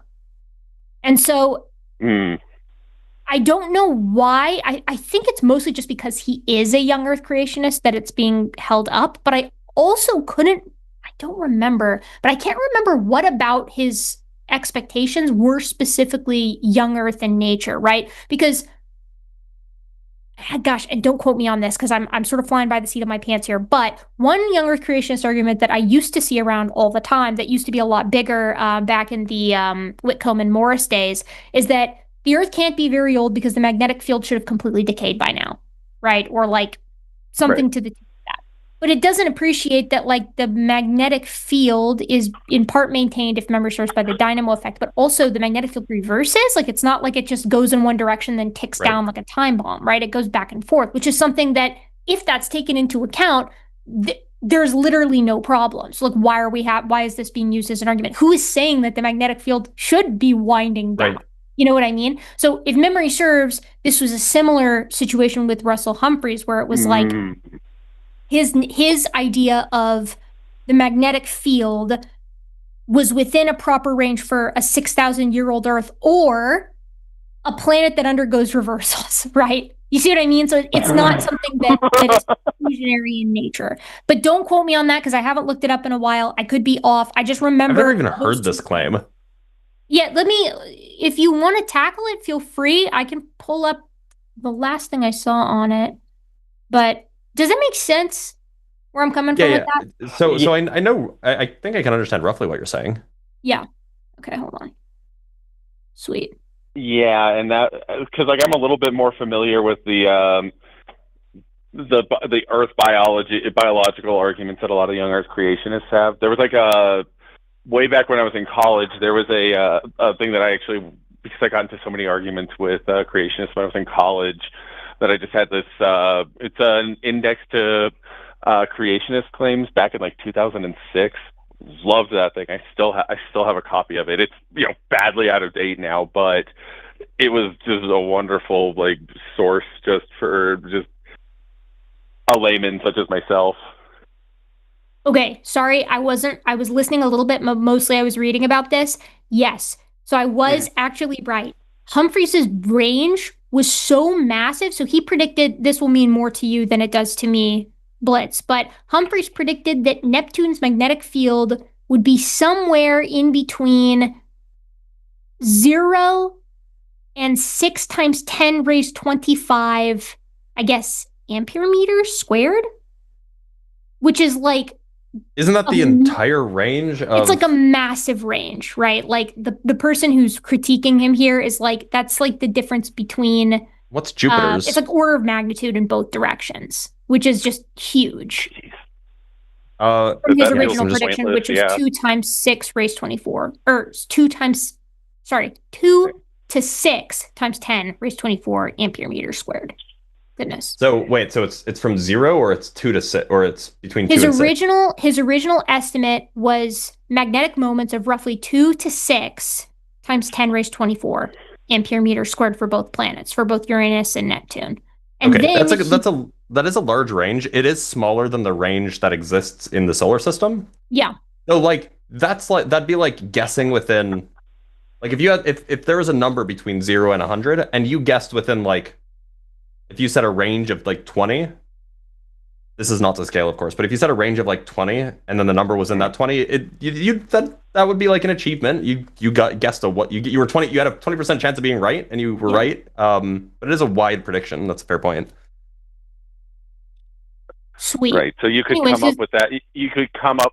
But sorry, yeah. So I just want to make sure it's something that you could come up. You probably needed to have a little bit of information to come up with, but it's not out of line that you could have, like, say, guessed the range without knowing anything. I mean, like, if memory serves, if you basically guessed the middle of the magnetic field between the average magnetic field of the rocky planets and then the magnetic field of Jupiter and Saturn, it would fall like in that range. Like perhaps credit where credit's due. It's better than a random guess. I'm just wondering how an estimation with a very broad range that also doesn't preclude conventional science being correct is on par with hundreds of thousands of correct predictions across tens of thousands of papers over 150 years. You know what I mean? Like, it's to me, these two things are just, they're not right. This is akin to like a flat earther doing correct algebra once and being like, see, my idea should also be on the table. You know what I like? It's just not compelling. It reminds me of so I just Googled this briefly, and I saw on Enters in Genesis that it was like 5 times creationists got the predictions right, and they have this like 5 things, and this is one of them. And it's like 5 times. Okay, you found 5 things, cool, but it almost smells like p hacking, right? Like, oh, you've made so many wrong predictions, but you're just throwing away all the times they were wrong. But look at all of these lovely times that we got it right this time. Yes. And I happen to know that exact article, and I also know that some of their correct predictions are not correct predictions, right? Like, for example, I looked at it too, and I saw the same issues. Yeah, that's even better. Hold on, sorry, I just wanted to note the irony of that. These are 5 times that we were right. We weren't right all of them, but ignore that. Yeah, like they're going to include, I don't think they do in that particular article, but like I know AIG, or not AIG, but ICR certainly would, because he works for ICR now. But like I know that they would include like Jeffrey Tompkins's work in a time that they predicted they were right and turned out, but that's not actually correct. That's not actually a correct reading of the literature or a correct usage of BLAST as a software. So it wouldn't count. Shocking. Anyways, does that answer your question, Elliot? I'm hopefully going to talk more about this on Wednesday. Yeah, and honestly, I'm looking forward to hearing about it on Wednesday. But I'm glad that's something that you were going to bring up, because it was annoying me at the time. I actually on the list. Posted. I had actually, yeah, and I actually I don't know if you remember. I had posted a couple of super chats on that one. I was the one who asked about. So I was the one who brought up the. Yeah, I had. Oh, no problem. But I was the one who brought up the human bias, like that we're kind of predisposed to wanting. Yeah. Yeah, I was yeah, and I did appreciate your answer. I agree with you that it's not necessarily dispositive, but it is something to always keep in the back of your head. Yeah, it for sure. I don't know. I hope you like Wednesday. We're talking about tetrapods and multicellularity, and then I'm also kicking things off by like revisiting a lot of concepts and sort of couching it within this big trip that I went on. I did sort of Alfred Russel Wallace style Malay archipelago in Indonesia. So I got a lot of cool pictures, and I'm basically going to be like, let's revisit Age of the Earth using the caves that I saw in Mulu, or like, let's revisit sexual selection using the Great Argus that I saw in Denham Valley. Like, it hopefully to weave things together a little bit more. And I'm going to give nested hierarchies one more shot, because something's missing there. Mm-hmm.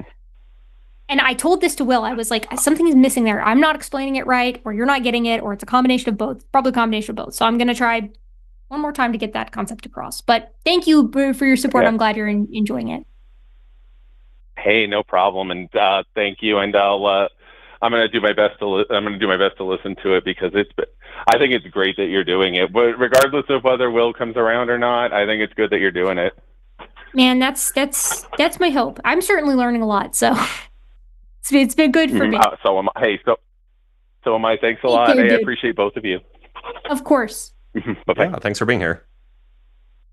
Shall we do these super chats? We should. Do you want to just alternate on them, or super chat? I don't know. Do I have control, Lux? Yeah, you can click on them. You click on the funding thing at the top. And do I do them? You can. Yeah. I mean, we can alternate. Wow. Damn. Okay. Sweet. Hold on, let me go to the funding queue. Okay, I guess we should start from the bottom. Oh no, I think the top is the oldest. So let's start from the top. Send is how I get it to show up, right? Yep. Yeah. Okay, sweet. All right, this makes sense. This is intuitive. All right, we got $5 from Kurt Price. Did Erika just admit that the Shadow Realm exists? I don't know. Did I? You said it at the very beginning. I was going to call you out on it, because the Shadow Realm is just the American translation of the original Japanese, which was hell. Of hell? Yeah.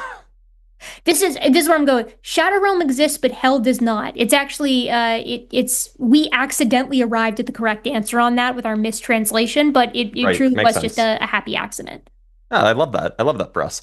We have from Joshua Everett, do we think Blitz has 9-hour episode of SkepTalk levels of stamina? If so, then I'm team #physics Or I'm hashtag Team Physics this week. Let's go. I absolutely do not. I have once done a 5-hour live stream, and I hated myself afterwards. I guess I'm just built a little different. Look, I have an incurable I mean, it's obviously incurable case of the ADHDs. I don't know what HDs are, but I got 80 of them, and I just can't sit still for that long. Oh, you don't. If I could only lock into my dissertation the way I lock into a 9-hour live stream, then I would have graduated by now. There's something about fighting with people for 9 hours that just really gets them going. I'm actually like in the best of both worlds, my current situation, because, you know, I tell myself I do social media, science communication, debates. I do that until noon. And at that point, I'm like, just let me put my nose down and do some computations, please.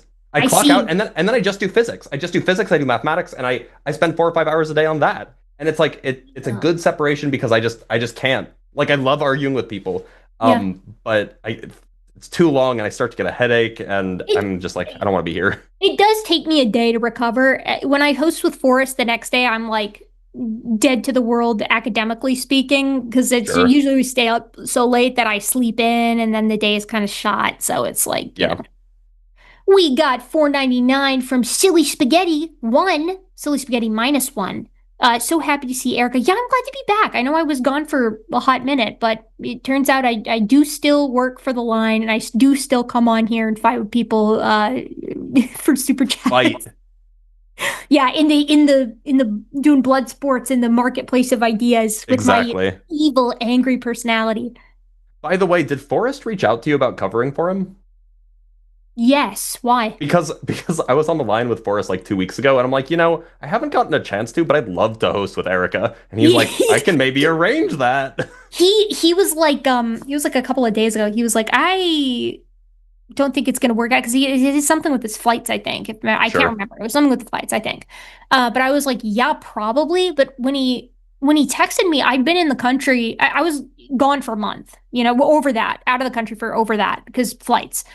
But it was like, I was still so jet lagged, and I was like, shit, man, probably. Like, I'll probably be able to cover for you. But my husband and I were recovering at my parents' house from jet lag because we flew into Chicago, and my parents live close to there. So we were recovering there. And it was like 12 hours opposite. So the jet lag has been just worst as it could possibly be. Yeah. That's what it is. I mean, you can't get further than 12 hours opposite. So it took a hot minute. But I was like, yeah, I guess. I don't know. Ask me in 2 days. And then I realized today, I was like, shit, wait, I think I'm hosting SkepTalk tonight. But I'm glad. I've been happy. This has been fun. Yeah. We have from the Kurt Price with the $5. Flat Earther aggression is due to the lead poisoning. Oh, that's probably it. That's a really good point. There are a lot of, honestly, there are a lot of boomers who are flat earthers, but there's more Zoomers. The young people. That's got to just be like nihilism-induced absurdity. You know, it's got to be just like Dadaism or something. Like, that's why they're embracing it. I have no other explanation. I would hope so. We have... From Sans Deity, $5. I've enjoyed the shorts, shorts from your recent adventures. Welcome back. Yeah, it was awesome. It was pretty much the best trip. It was a 10 out of 10 thing. I wouldn't change a thing. You know, hashtag blessed, if I may. I don't know. Luke saved up a lot of time so we could actually take the time off of for his work to actually go. And then I had to get a lot of stuff I had done in advance. And, you know, it's a trip across the world. So it was like expensive. It was perfect. It was absolutely perfect. You know, couldn't be happier. I had the biggest, my cheeks are hurting from the big stupid grin that I had on my face for 1 month straight. Just like galumphing around. Straight up. Southeast Asia. Just hanging out with. A good time. I was seeing apes like crazy. I was seeing monkeys like crazy. Bugs, which are one of the other things. I'm not really into birds. You know, a lot of people get really into birds as they age. Not me. I've become interested in arthropods. So like I'm a big, show me a bug. Give me a bug that I can pick up. Give me a big bug that's gonna spray me with ammonia, like, and make my hands stinky. Like, that's what I want. I want millipedes. I want stick bugs. I like spiders, like creepy crawlies. Really into bugs. Really into bugs. In another life, I would have been an entomologist. I really loved entomology in college. I know we're supposed to speedrun this because I'm sure that Lux would rather be doing something else. However, I was literally just having a conversation with my wife about this, about how, people ask me, what would you do if you weren't doing physics or mathematics? And I've come to realize in the last year or so, I'd end up doing geology because it's like the one other science that's as far away from living things as possible. That's so true. And it does, yeah. Everybody got excited because I do say things rock a lot. And I was getting ready to say that geology... Rocks are pretty great. Yeah, it turns out I wasn't going to give them that. But geology is phenomenal. It's so cool. But I feel like geology is just, there's so many variables at play. Like, I was trying to understand the tectonic activity of the Lesser Sunda Isles. What do you mean there's so many variables? Are you kidding me? Look at the Lesser Sunda Isles. Look at the different tectonic. There's like but living organisms are even more complex. No, they're easy. It's just a bunch of goo. It's just goo. Okay, maybe I just don't know a lot about geology, I guess. It's just goo and squishy stuff and fluids. That's pretty much it. I mean, you could say the same thing about geology. It's just some of those fluids get harder. That's true. All right, we have from Rossi with the $5. I found the line because of Erika and found Blitz through the line. Big fan of you both now. Cool seeing you both together. Yeah, no, it's a great throughput in my opinion. Love that. I love that. I love a through line. We got Mystic Mind Analysis for £5. My cryptid story. Thank God. I didn't get one of those today. The Loch Ness Monster is a family of creatures, a family nest, if you will. They had a new baby last year. Penis. I don't think this is a pun. Mystic Mind Analysis. This is just well, I guess it's a pun. It is technically wordplay. Loch Ness is actually great because it's quite deep. So when I kill you for sending this super chat and use weights to sink you to the bottom of the loch, where the eels will consume your flesh, no one will find it. So thank you for that, Mystic Mind Analysis. I really did miss you. I was thinking about you when I was looking at all of the very dangerous blow dart guns that you can buy in the rainforest. Imagining how it... Anyways. Are there really stores that sell dangerous blow dart guns? No, but you can buy them from villagers. Ah, okay.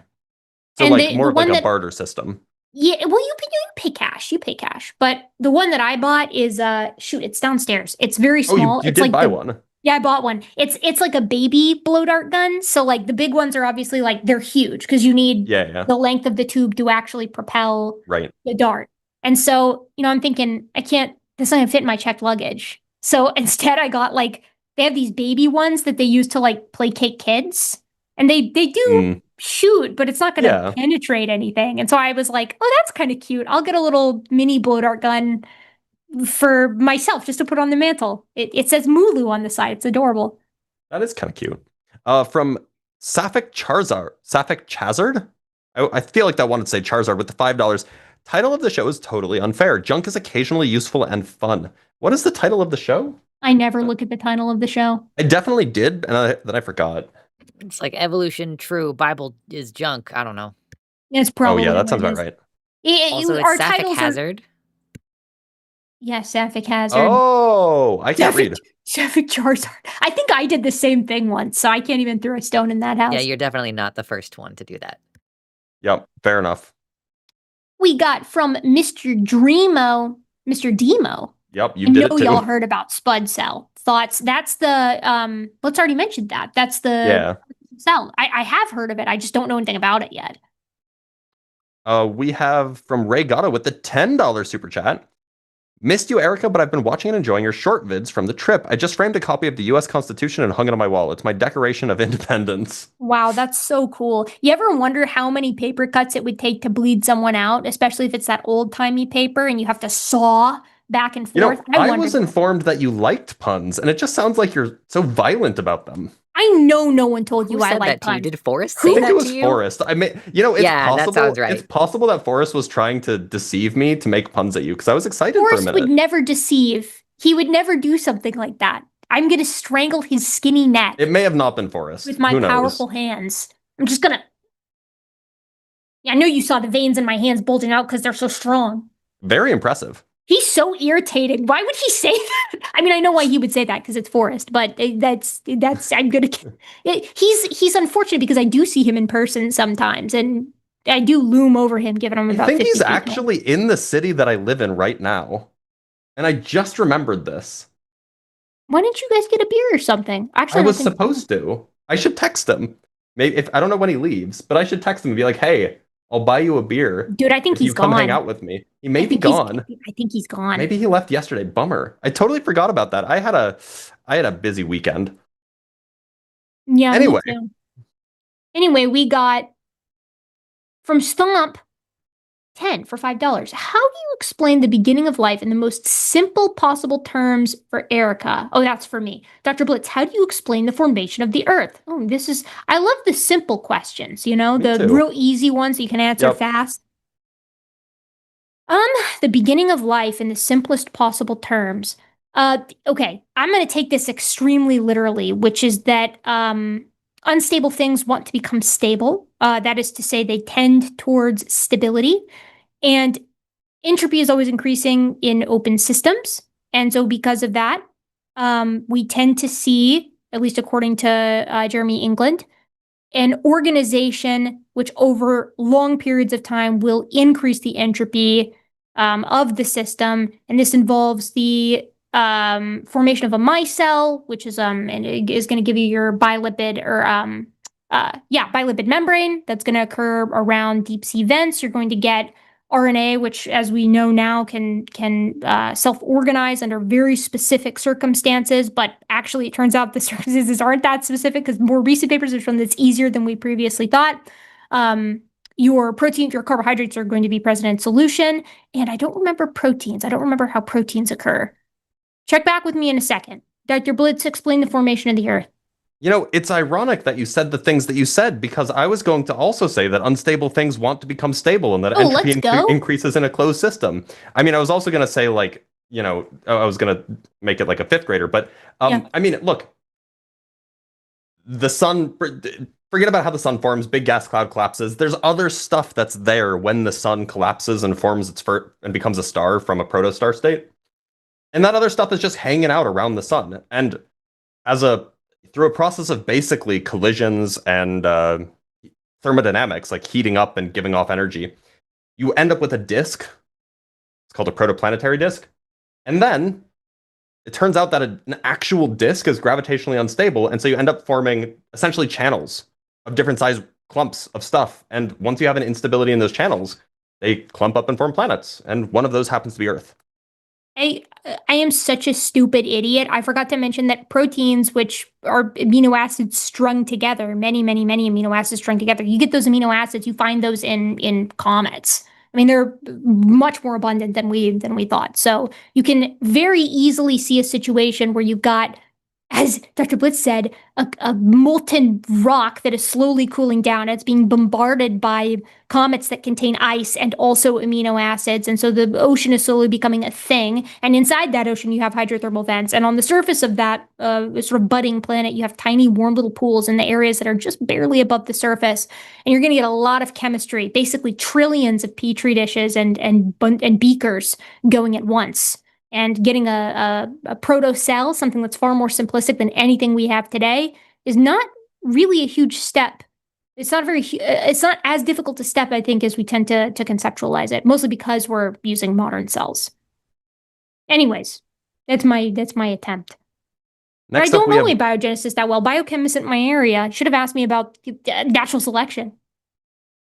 From William Matz, 1991, with the $20, which is extraordinarily generous. Car is broken. I'm angry and depressed. Here's $20 because if I hopefully do good, the universe will do good back to me, hopefully to some extent. Look, buddy, I don't know what to tell you, but giving us $20 probably will make fixing your car harder. Oh no. By doing this, I'm sending my minions now to do little things around your house. You'll get little wins on my behalf because of this. My little invisible monkeys that I've sent your way will make sure that your coffee stays warmer for just a little bit longer, that you never step on a wet spot in your socks. They'll dry it before so you don't end up with that gross feeling. And that you fall asleep faster than usual. Those are my gifts to you, William Matz. It only costs $20 for those things? Yeah, it's a pretty good deal, actually. That's a great deal. Yeah, How much do you pay these minions? It's sort of a hack, but don't tell anybody. Okay, noted. We have Carl Grimes 2512. Don't dismiss flat earthers as harmless idiots. They are tools in a well-funded Christian nationalist movement designed to destroy our institutions and ensure violence against their perceived enemies. Carl Grimes, you are right about this, but we don't have the time to do the entire Christian nationalist actual network of evil that's been on the move basically since Reagan and the Heritage Foundation and the Equal Rights Amendment, or Equal Rights, the ERA, decades and decades and decades ago. But you are correct here. We don't have time to do it every time. But they are idiots, though. They're not. Yeah, that's true. Yeah, they're not mutually exclusive, are they? Yeah. We have from Joshua Everett 9887 with the $5. Erika just wrote an entire sci-fi network comedy horror franchise. Hypercanes, Hypercanes 2, Micro Hypercanes. I'd watch it, to be honest, as long as there's sharks involved. Micro Hypercanes. Hypercanes 2, Micro Hypercanes, in parentheses, hurricanes. Well, I've actually heard that the next good follow-up for Sharknado is Gatorcane, which might be a reality. How come other members of Contract Bees never get any love? Where are Stingray natural disasters? Stingquake, or it'd be good. But I think, how about Mantarruption? I like that. So like Volcano just spews out a bunch of manta rays? I'm giving them free ideas here, and make no mistake, they won't compensate me. We got Regato, lovely. No, you know what? I'm not seeing Regato's PFP here. That's the worst part about this new system. Erika, do you know if they allow laughing out loud in Hawaii, or is it just aloha? That's an awful lot of puns to be making when referencing a state, a landmass that has so many active open volcanoes, Regato. But thank you for the donation. Evil fiend. From HTZ11235 with the $5. If I had ideal conditions and a consenting population, how fast could I make a population with noticeably different features in people like six-finger hands? Thank you. Faster than you think. There's actually a really great, simple equation for this. What is it? I can pull it up while I'm talking. Yeah, it's a pretty good one for like fixation given a fitness advantage and a population size. I think it comes from Weinberg? No, not Weinberg. Fisher. It's got to be exponential, or like exponential at least initially, right? Yeah, there's a natural log in it for sure. Yeah. Okay. Yeah, it's a fish. I think it's Fisher's equation. It's got to be logistic. Right? Hold on. Like, I'll tell you what it is.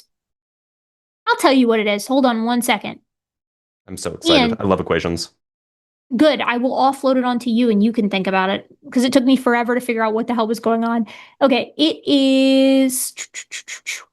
Okay, the equation is you're trying to solve for time and generations for a mutation to move, or a characteristic allele to move to fixation. So to become the only variant in the population. It is exponential. Okay, sure, go ahead. It's time is equal to 2 divided by the selection coefficient, or the relative fitness, which, might be 0.01 or 0.3 or 0.7, times the natural log of 2 times the population size. Oh, yeah, okay. So, okay.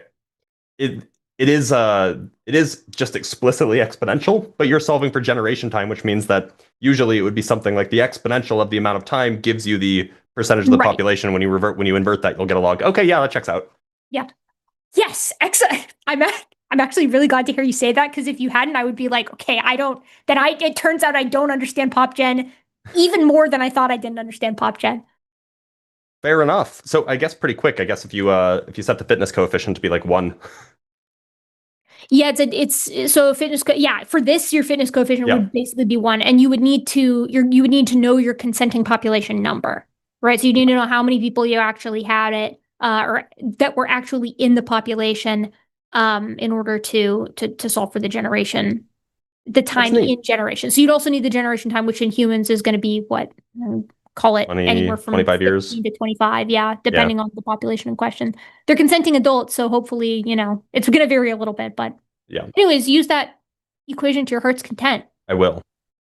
We have from the same individual, HTZ 11235, Dr. B, if I was at the edge of the universe and I move a meter away, Does the universe get that much bigger because I'm there? Jesus, holy. There is no edge of the universe.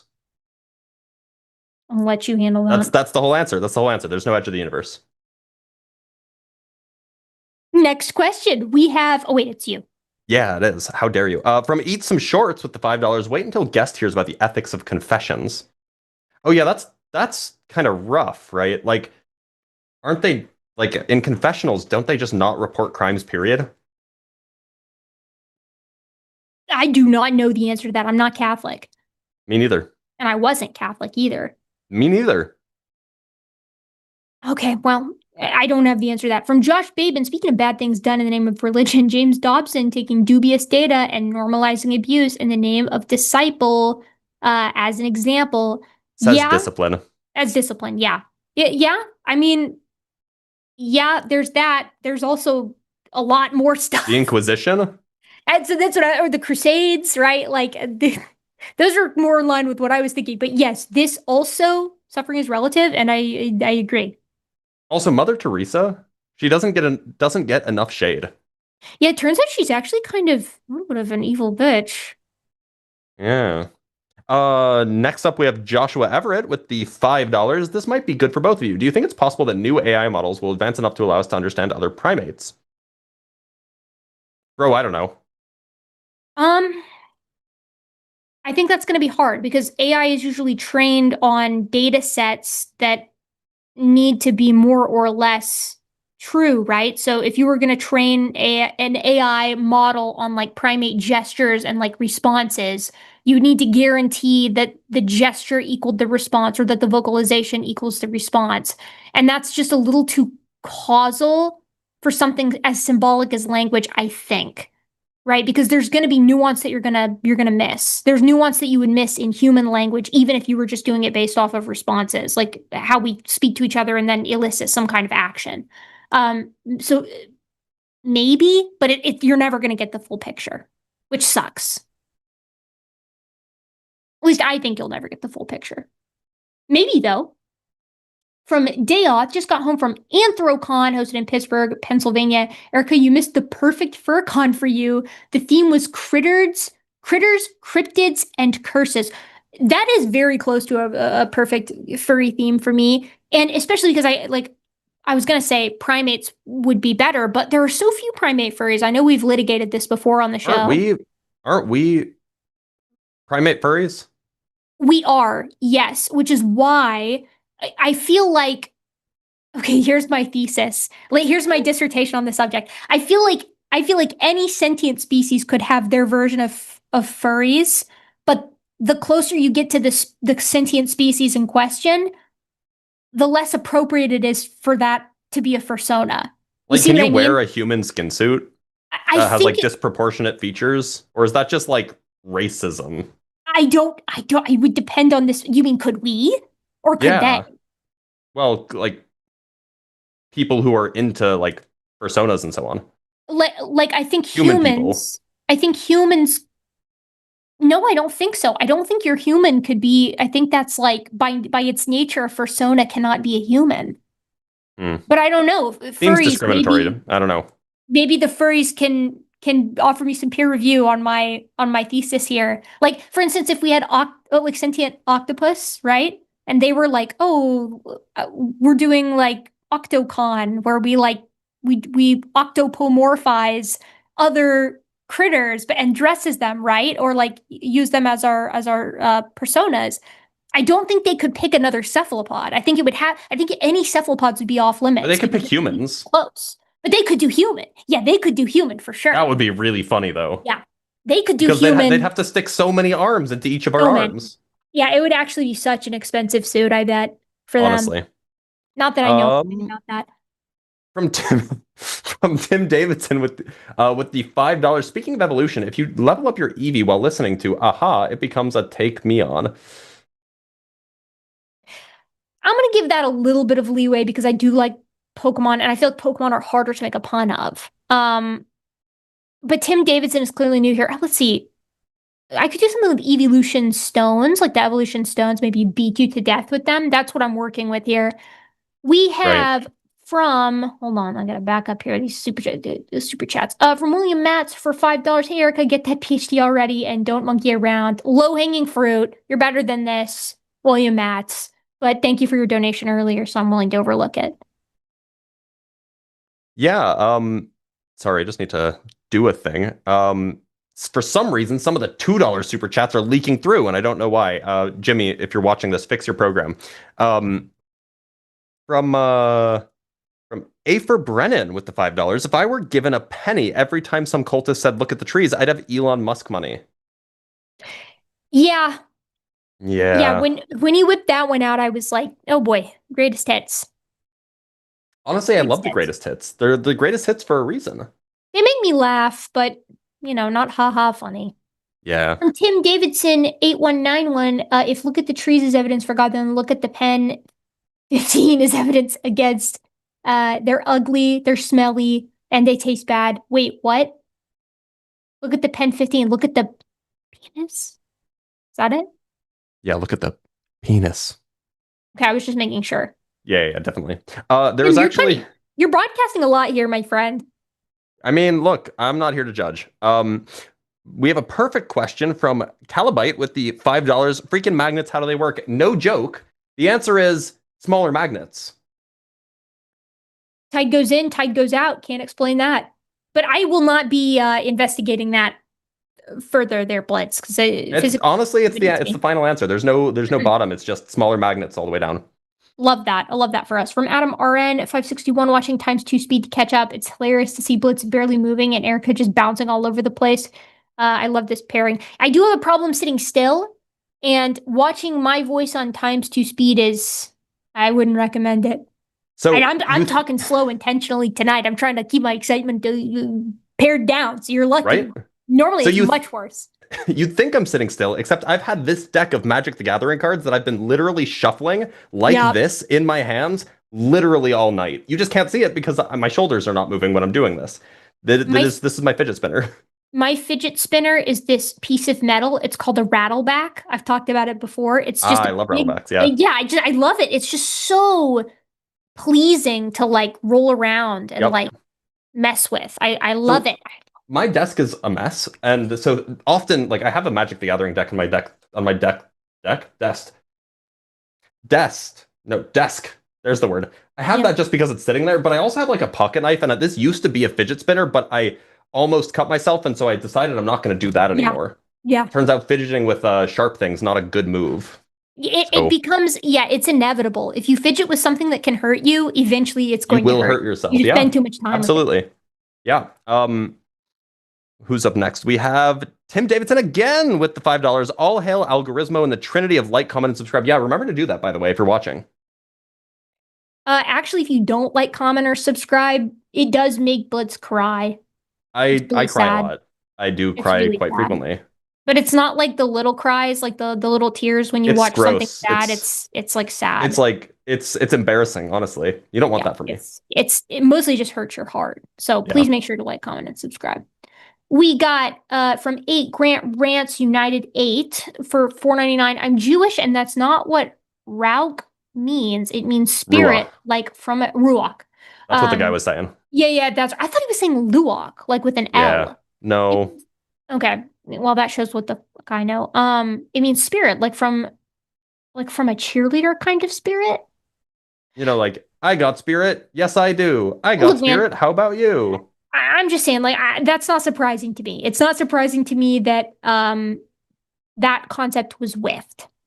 Yeah, I mean, so for what it's worth, those who may not know, I'm actually Jewish. Like, that's, I actually went to temple just the other night. Not that I believe it, but it's, culturally important. So the thing about the word ruach, and this is like the thing that's put into Adam when he's first formed, right? Out of like clay or whatever, which makes total sense. Obviously, you can make a person out of dirt, but and it's interpreted as like the breath of life in some sense. So it's spirit in one sense, but it's also literally air. So it's one of these kind of things that has like can have multiple meanings, but it's usually interpreted to mean something like the breath of life. At least that's my understanding. We have you know better than me. Look, I went to Hebrew school for like however many years. From Martin Derg with the 10 Australian buckaroos, science gives me more love for the world than religion ever would. I've cried looking at a giant eucalyptus because I see evolution, ancient forests, and the quadrillions of beings that depend on it. Have you seen the koalas that eat it despite it being poisonous? Is that what you see as well? I know it sounds like goofy, and I know you feel like it sounds goofy too, Martin Derg, because you just said it here, but like I am constantly left in awe and sometimes bordering on tears when I see the natural world doing its thing, whether it's organisms interacting with one another, doing stuff alone, sweeping vistas, old trees, vast canyons, waves crashing. Sometimes it just overwhelms me. I love it. I find so much beauty, as Lord Darwin says, there is grandeur in this view of life. It's funny you say that because I see the same thing when I see telescope images. I get the same feeling. In fact, actually, I got a telescope finally. I'm not going to shill for it because that's what later is for. But I took this picture, which is in the background here. Gorgeous. Last weekend. Get out of the way. And I'm just like, it's like a trillion stars in that photo or so. And probably like a trillion planets with maybe some people on it. And that's spectacular. I don't know. It's hard to get over. I mean, yeah, humbling doesn't even begin. Definitely. It doesn't even begin.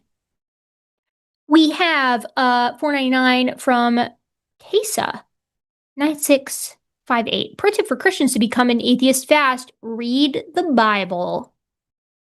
Many people are saying this. Get dunked on. Yeah, I mean, that's a fair point. From Ethically Sauced with the $8.99 New Zealand dollars. If H minus W equilibrium, if HW equilibrium was Weinberg. Yeah, there you go. If HW equilibrium was you know what, you read it. If Hardy-Weinberg equilibrium was achieved in a species somehow, isn't evolution still technically happening because of an absence of pressures?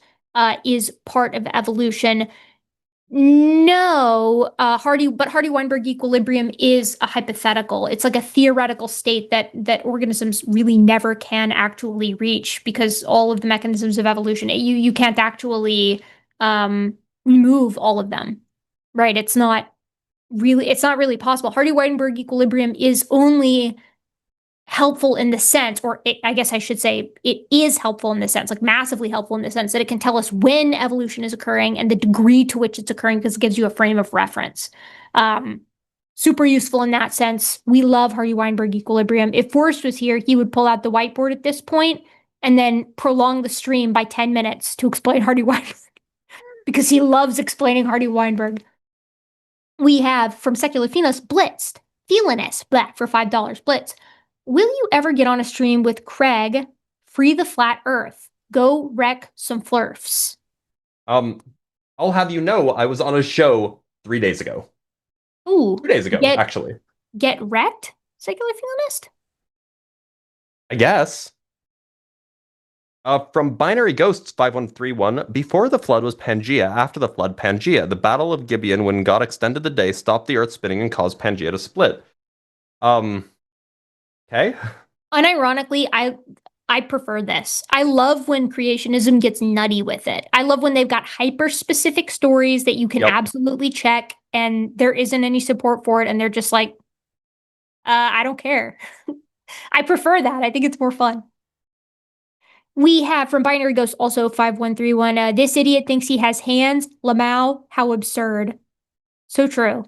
Imagine thinking you have hands. What a life to live. Couldn't be me. From the Pew Breaker, Erika, can you go into more details about uses of radiometric? Where'd it go? About uses of radiometric dating in the oil industry and any personal experience with the topic. Yep. Well, not with me specifically because I'm not a geologist or a geochemist, but I know personally several people who do radiometric dating and who do radiometric dating in the fossil fuel industry, right? Like to actually do basin modeling and fossil fuel exploration. But for you, and I actually saw the super chat come in, so I had this ready to pull it up. I'm going to give you 1, 2, 3, 4, 5 sources so that you can look into this just a little bit more. You have Al-Hajiri et al. 2009 on page 14. You can look, this is the title of the paper is Basin and Petroleum System Modeling, which you can also see Yoon et al. 2010, page 759, Peters et al. 2017, page 403, Neumeyer solo style, just alone, 2015, page 18, and Bueller et al., 1999, from pages 581 to 582. All 5 of these papers or chapters in books are actually detailing the usage of radiometric dating in basin modeling and the financial implications for the fossil fuel industry. Some of these are published in journals that are specifically related to like oil exploration or gas exploration. Like this is non-controversial and these have been at play forever. Some of them specifically are like, hey, we've been doing it this way. Here's how we should tweak it, or here's how we should use it more, or here's the conditions in which it works best. Check any of those out. Yeah. We have Binary Ghost 5131. Our universe is a game played on a child's computer. It's been 2 hours of this play. We got a few hours to go. They got the game for their birthday. This is so cute and wholesome. This reminds me of Pathologic 2. Anyways. I don't know what that is. It's like an old game. Oh. You might like it. I don't know. Maybe. Most people love it or absolutely hate it. Or they're neutral about it. Or they're neutral, right? Sure. All the that covers all bases. Yeah. From Binary Ghosts, again, typical godless can only think of their desires to fill their bellies. Physical satisfaction overall, eh? Tisk tisk. Yeah, me. I'm a known hedonist, of course, with my loving to be snugly in bed, my love to eat food when I'm hungry, like my sandwich that's probably waiting downstairs. Your love of bugs? Yeah, my love of bugs, my love of kissing my husband, my love of kissing my dogs. I'm something of an evil demon when you think about it. Disgusting. I know. Evil beast, banish me. $5 Regato. Oh, God. Regato. Went to the theater and saw the third and final movie in the Poop trilogy. It stunk. Regato. I will give you this. I do love the short and sweet nature of this one that includes 2 just absolute zingers that just, oh man, that's got to be about 45 seconds off my life. So I'm glad for that. I hope you're happy. I'm not even getting to see your profile picture to soften the blow, which is normally of your cat. I can see it, but it's very, very small. It is very on my small. Screen. Erika, are you familiar with the longest joke in the world?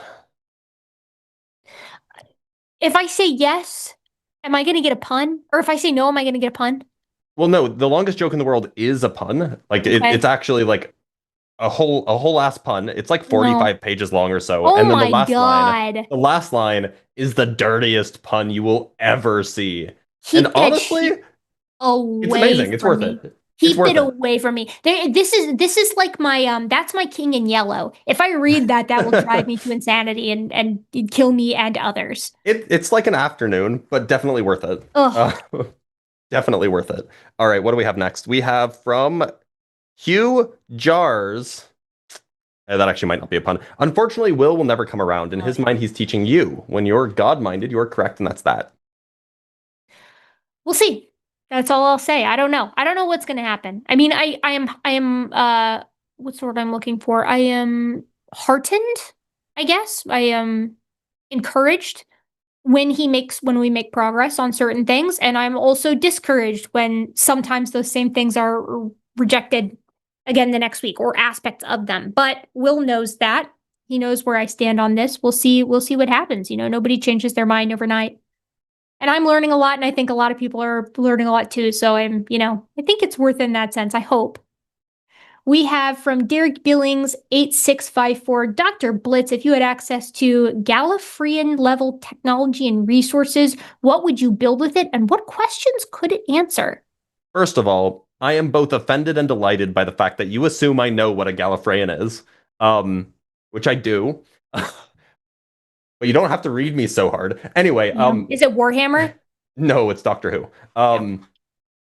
Close, but no scar. No. So, honestly, the whole thing about the Time Lords is that, like, presumably they just have a complete understanding of space-time, which would include quantum gravity, which is like, if you don't know, for everybody who's watching, quantum gravity is like the big bad in the kind of physics that I do. It is the deepest question that we don't know how to answer. And so I wouldn't even need to use the technology to answer those questions. By having that technology and resources, I would already have the answers. So I don't even know what the next questions would be to ask. But it'd be cool. Oh, wait, next one's you. I read that. Oh, yeah. Almost. Thanks for taking. Oh wait, hold on. This is from Lord Degree 1 with the $5. Thanks for taking my call. Elliot. I'm Elliot. I'm really looking forward to your Wednesday live stream with Will Erika. Oh wait, My no, with pleasure. Will, Erika. My pleasure, friend. Binary Ghost 5131 for $5. Answer supreme of all organisms. They will be everlasting. God loves ants. Yeah, and beetles as well. And crabs, right? And crabs. Love me some crabs. From Genji 2329, Erika, anything new on the hominoleti front? Yeah, actually, yes. Actually, for real, yes, and it's actually kind of crazy and insane. For people who are keeping up with the hominoleti stuff, I will give you a very brief summary of the newest paper that's come out, and I will not elaborate on it because I'm making a video on it. It's just I haven't made the video yet. But according to the proteomics that have come out of the cave, Rising Star cave system, looking at about 20 individuals across every major ontological stage, so every major developmental stage, and looking at the sex differentiation proteomics specifically. So AML Y is exclusive to females and AML Y to males, asterisk, keep the asterisk in mind. Well, according to that work, all 20 individuals in Rising Star cave system are female. All of them. I'm sorry, did you say all 20? All 20. They all have AML X and no AML Y. So you're telling me that there was just like a big old girls' night or something? I'm telling you I don't know what's going on. And that I will give you more thoughts on that another time because I could wax poetic on it for a while. Needless to say, the Rising Star team is using this to say that it's definitely a burial and that, they've sort of been vindicated and things like that. And I have thoughts on that too. But not yet. Not yet. So yes, huge news on hominoleti. We have from Rook is King for $5. I sent a pun to 10 people to see how many would get a laugh. No pun in 10. Dead. Rook, you got. Have you been around here before? I feel like this is too good of one to not know how much I despise this, especially the fact that I had to say it out loud like that and that it lands verbally more than anything else. Do you remember, Blitz, do you remember, we're probably around the same age. Do you remember? 33. Okay, I'm 30. Do you remember when malls were a thing? And some malls would have like big chessboards or big checkerboards with big pieces that you could play. I'm gonna beat Rook is King to death with one of the rooks, a large rook. It's funny the kinds of things that you can get away with on YouTube. If I threatened anybody with violence on TikTok, I'd get like insta shadow banned. Yeah, you can get away with a lot, but only if it's in jest, which of course it all is. Of course, certainly. There's, maybe the odds of you getting all of the puns is extremely low, by the way.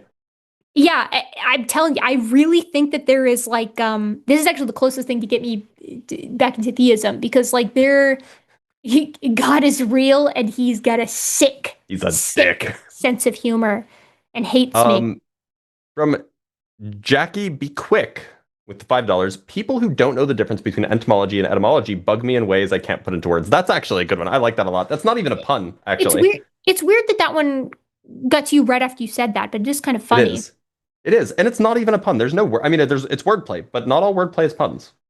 No, that's true. Yeah, that's true. You got to be specific because these guys think that it all counts and not all of it does. But granted, I'm not great at telling the difference, so. Fair. From SJL for $5, Erika, you promised to send the punners to the bottom of Lake Baikal, 1,600 meters deep, with another 7,000 meters of sediment. Yes, I would love to send them to the bottom of Lake Baikal. If I really had some stones, I would just go over the Mariana Trench, right, and really go whole hog with it. Yeah, I mean, definitely don't do that. This is all in jest, of course, in Minecraft. Sure. Yeah, and Roblox, right? Yeah, from William Matz, 1991. I imagine that you are 35 years old. Hey, guess what? Y'all just lost the game. #EvilCackle. Well, the unfortunate thing for you is you also just lost the game. That's true. It really is mutually assured destruction. Yeah. From Binary Ghost 5131, the universe said no, walk. I don't remember what this was for. Me neither. But thank you, Binary Ghosts 5131. Yeah. From Green Man Dave with the $20. Luthien got all my money for her birthday, so I can't donate it now. Snuggins. See you in Sarnia, Erika. I don't know what any of this means. See you then for BajaCon. I'm going to be giving a great presentation. Trust me. I just haven't decided what it is yet. But what it's is Sarnia? It's where BajaCon is every year. Where is it? It's in Canada. Sarnia, Canada. Oh, it's like okay. Right north of the lake. I see. Okay. The lake. You know the lake. There's a lot of lakes. You know, Canada has like a million. Lake in Canada.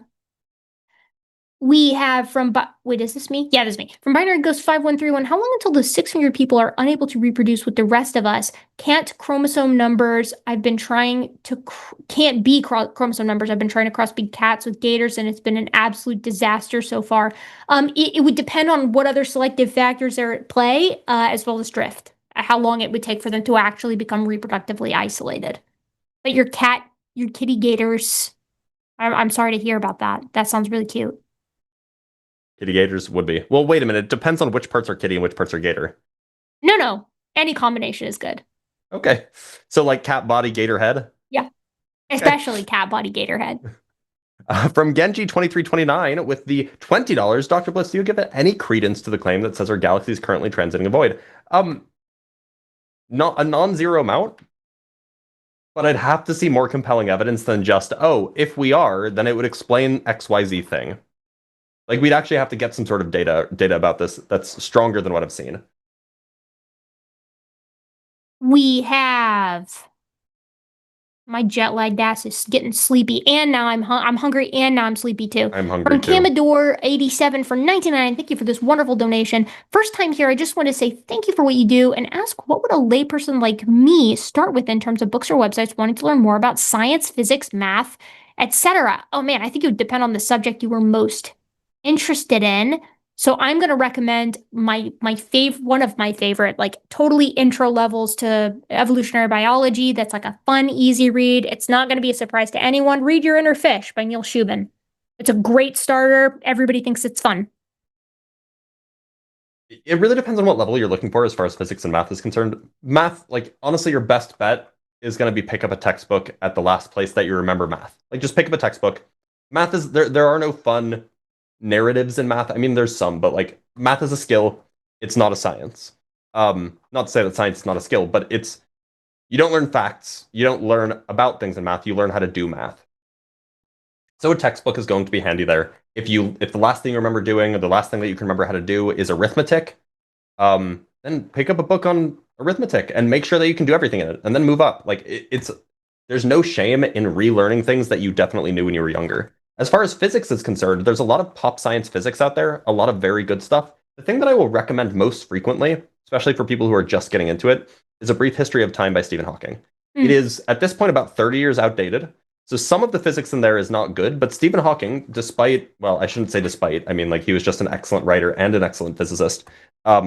It's just really, really exceptionally well written, and it is filled with good science. And if you really want to go a little bit deeper than that, there is a series by Sean Carroll. It's not done yet. He's on book 2 of 3. Called The Biggest Ideas in the Universe. And there, it's a little bit deeper than what you'd see in A Brief History of Time. It actually goes into the equations. It doesn't make you solve them, but it just explains what the equations are about. And he does a very, very good job of doing this. So The Biggest Ideas in the Universe, part 1 is on fields and... Sorry, it's on... I don't remember. Part 1 is very, very good. I haven't read part 2 yet, but part 1's very, very good. And it's intuitive, I think. Or at least I would hope so. So that's what I would recommend.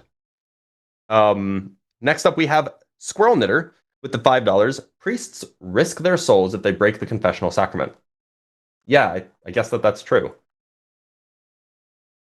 This is with regards to confessions, I guess. So if you admit to a horrible, heinous crime, gotcha. They can't break it.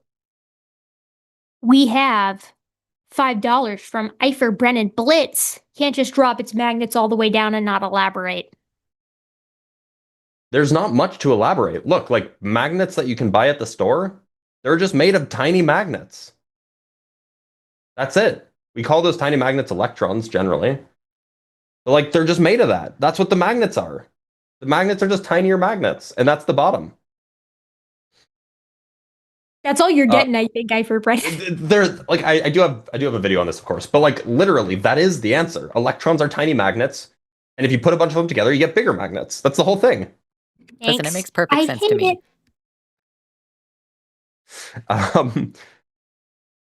Was that mine or you? No, I read it, but it was for you, so you're reading the next. Okay, from William Matz with the $5. Last one, sliver superiority, the hive shall rule. I'll fight you on that. I'll probably lose, but I'll fight you. This is a Magic the Gathering thing. Yes, same vein from Binary Ghost 5131. Was that a blue card on that deck? Of course, the debate guy would run blue, counterspell filth. There's all 3 colors. Well, I want to swear, but I'm not going to. Eat my shorts. You're allowed to swear on here. It's okay. I had to ask for permission too for the first couple times. I definitely said fuck earlier. Like as somebody, I also watch my language when I'm on YouTube for the most part, and I'm actually a total potty mouth in person. Like I've got a horrible, so academics, right? Like, yep, yeah, for sure. I'm pretty sure I said mock fuck to somebody. Yep. That was the explicit language that happened. Like you can swear, you're allowed. Yeah, of course. From Dan O'Connell with the 7 Canuck bucks. Thanks for the great stream. Such a great team up. Hell yeah. Hell yeah, brother. We got, I had a blast. We should, maybe we'll team up again in a few. We'll see. Maybe. From Joshua Everett 9887. Oh, I get it. Each of the binary ghosts sends a super chat in succession, and they have a very different personalities and outlooks on life. Is that what's been happening? Because Binary Ghosts has been a supporter of mine for like over a year, maybe 2 or 3 years at this point. And like the super chats are always, not always, but very frequently very confusing. That's dedication, I will say that. If there's like a whole persona behind it, yeah, that'd be crazy. Then we have Binary Ghosts Speak of the Devil. In all seriousness, I like all of so this is the serious ghost. In all seriousness, I like all of what you do, and I listen in to hope that there are better arguments being made. Argumentation is crucial to the advancement of our civilization. The process is the product. Aye, Captain. Agree, Binary Ghost. And thank you for all your support and kindness Very and fun chats tonight. Our last one, $5 Australian from Martin Durg regarding all combinations of gator and cat. On the contrary, completely normal cat with the bite force of a gator. No, that just keeps you on your toes. I already feel like cats that I'm around have the bite force of a gator, so I would change my behavior 0. So my wife and I got a cat almost 4 years ago now. Not our first cat, but this was the first cat that we actually sought out. That's how. And she was, usually they find you. She was very, very adamant because the little cat was a kitten at the time. She was very adamant. Don't play rough with the cat.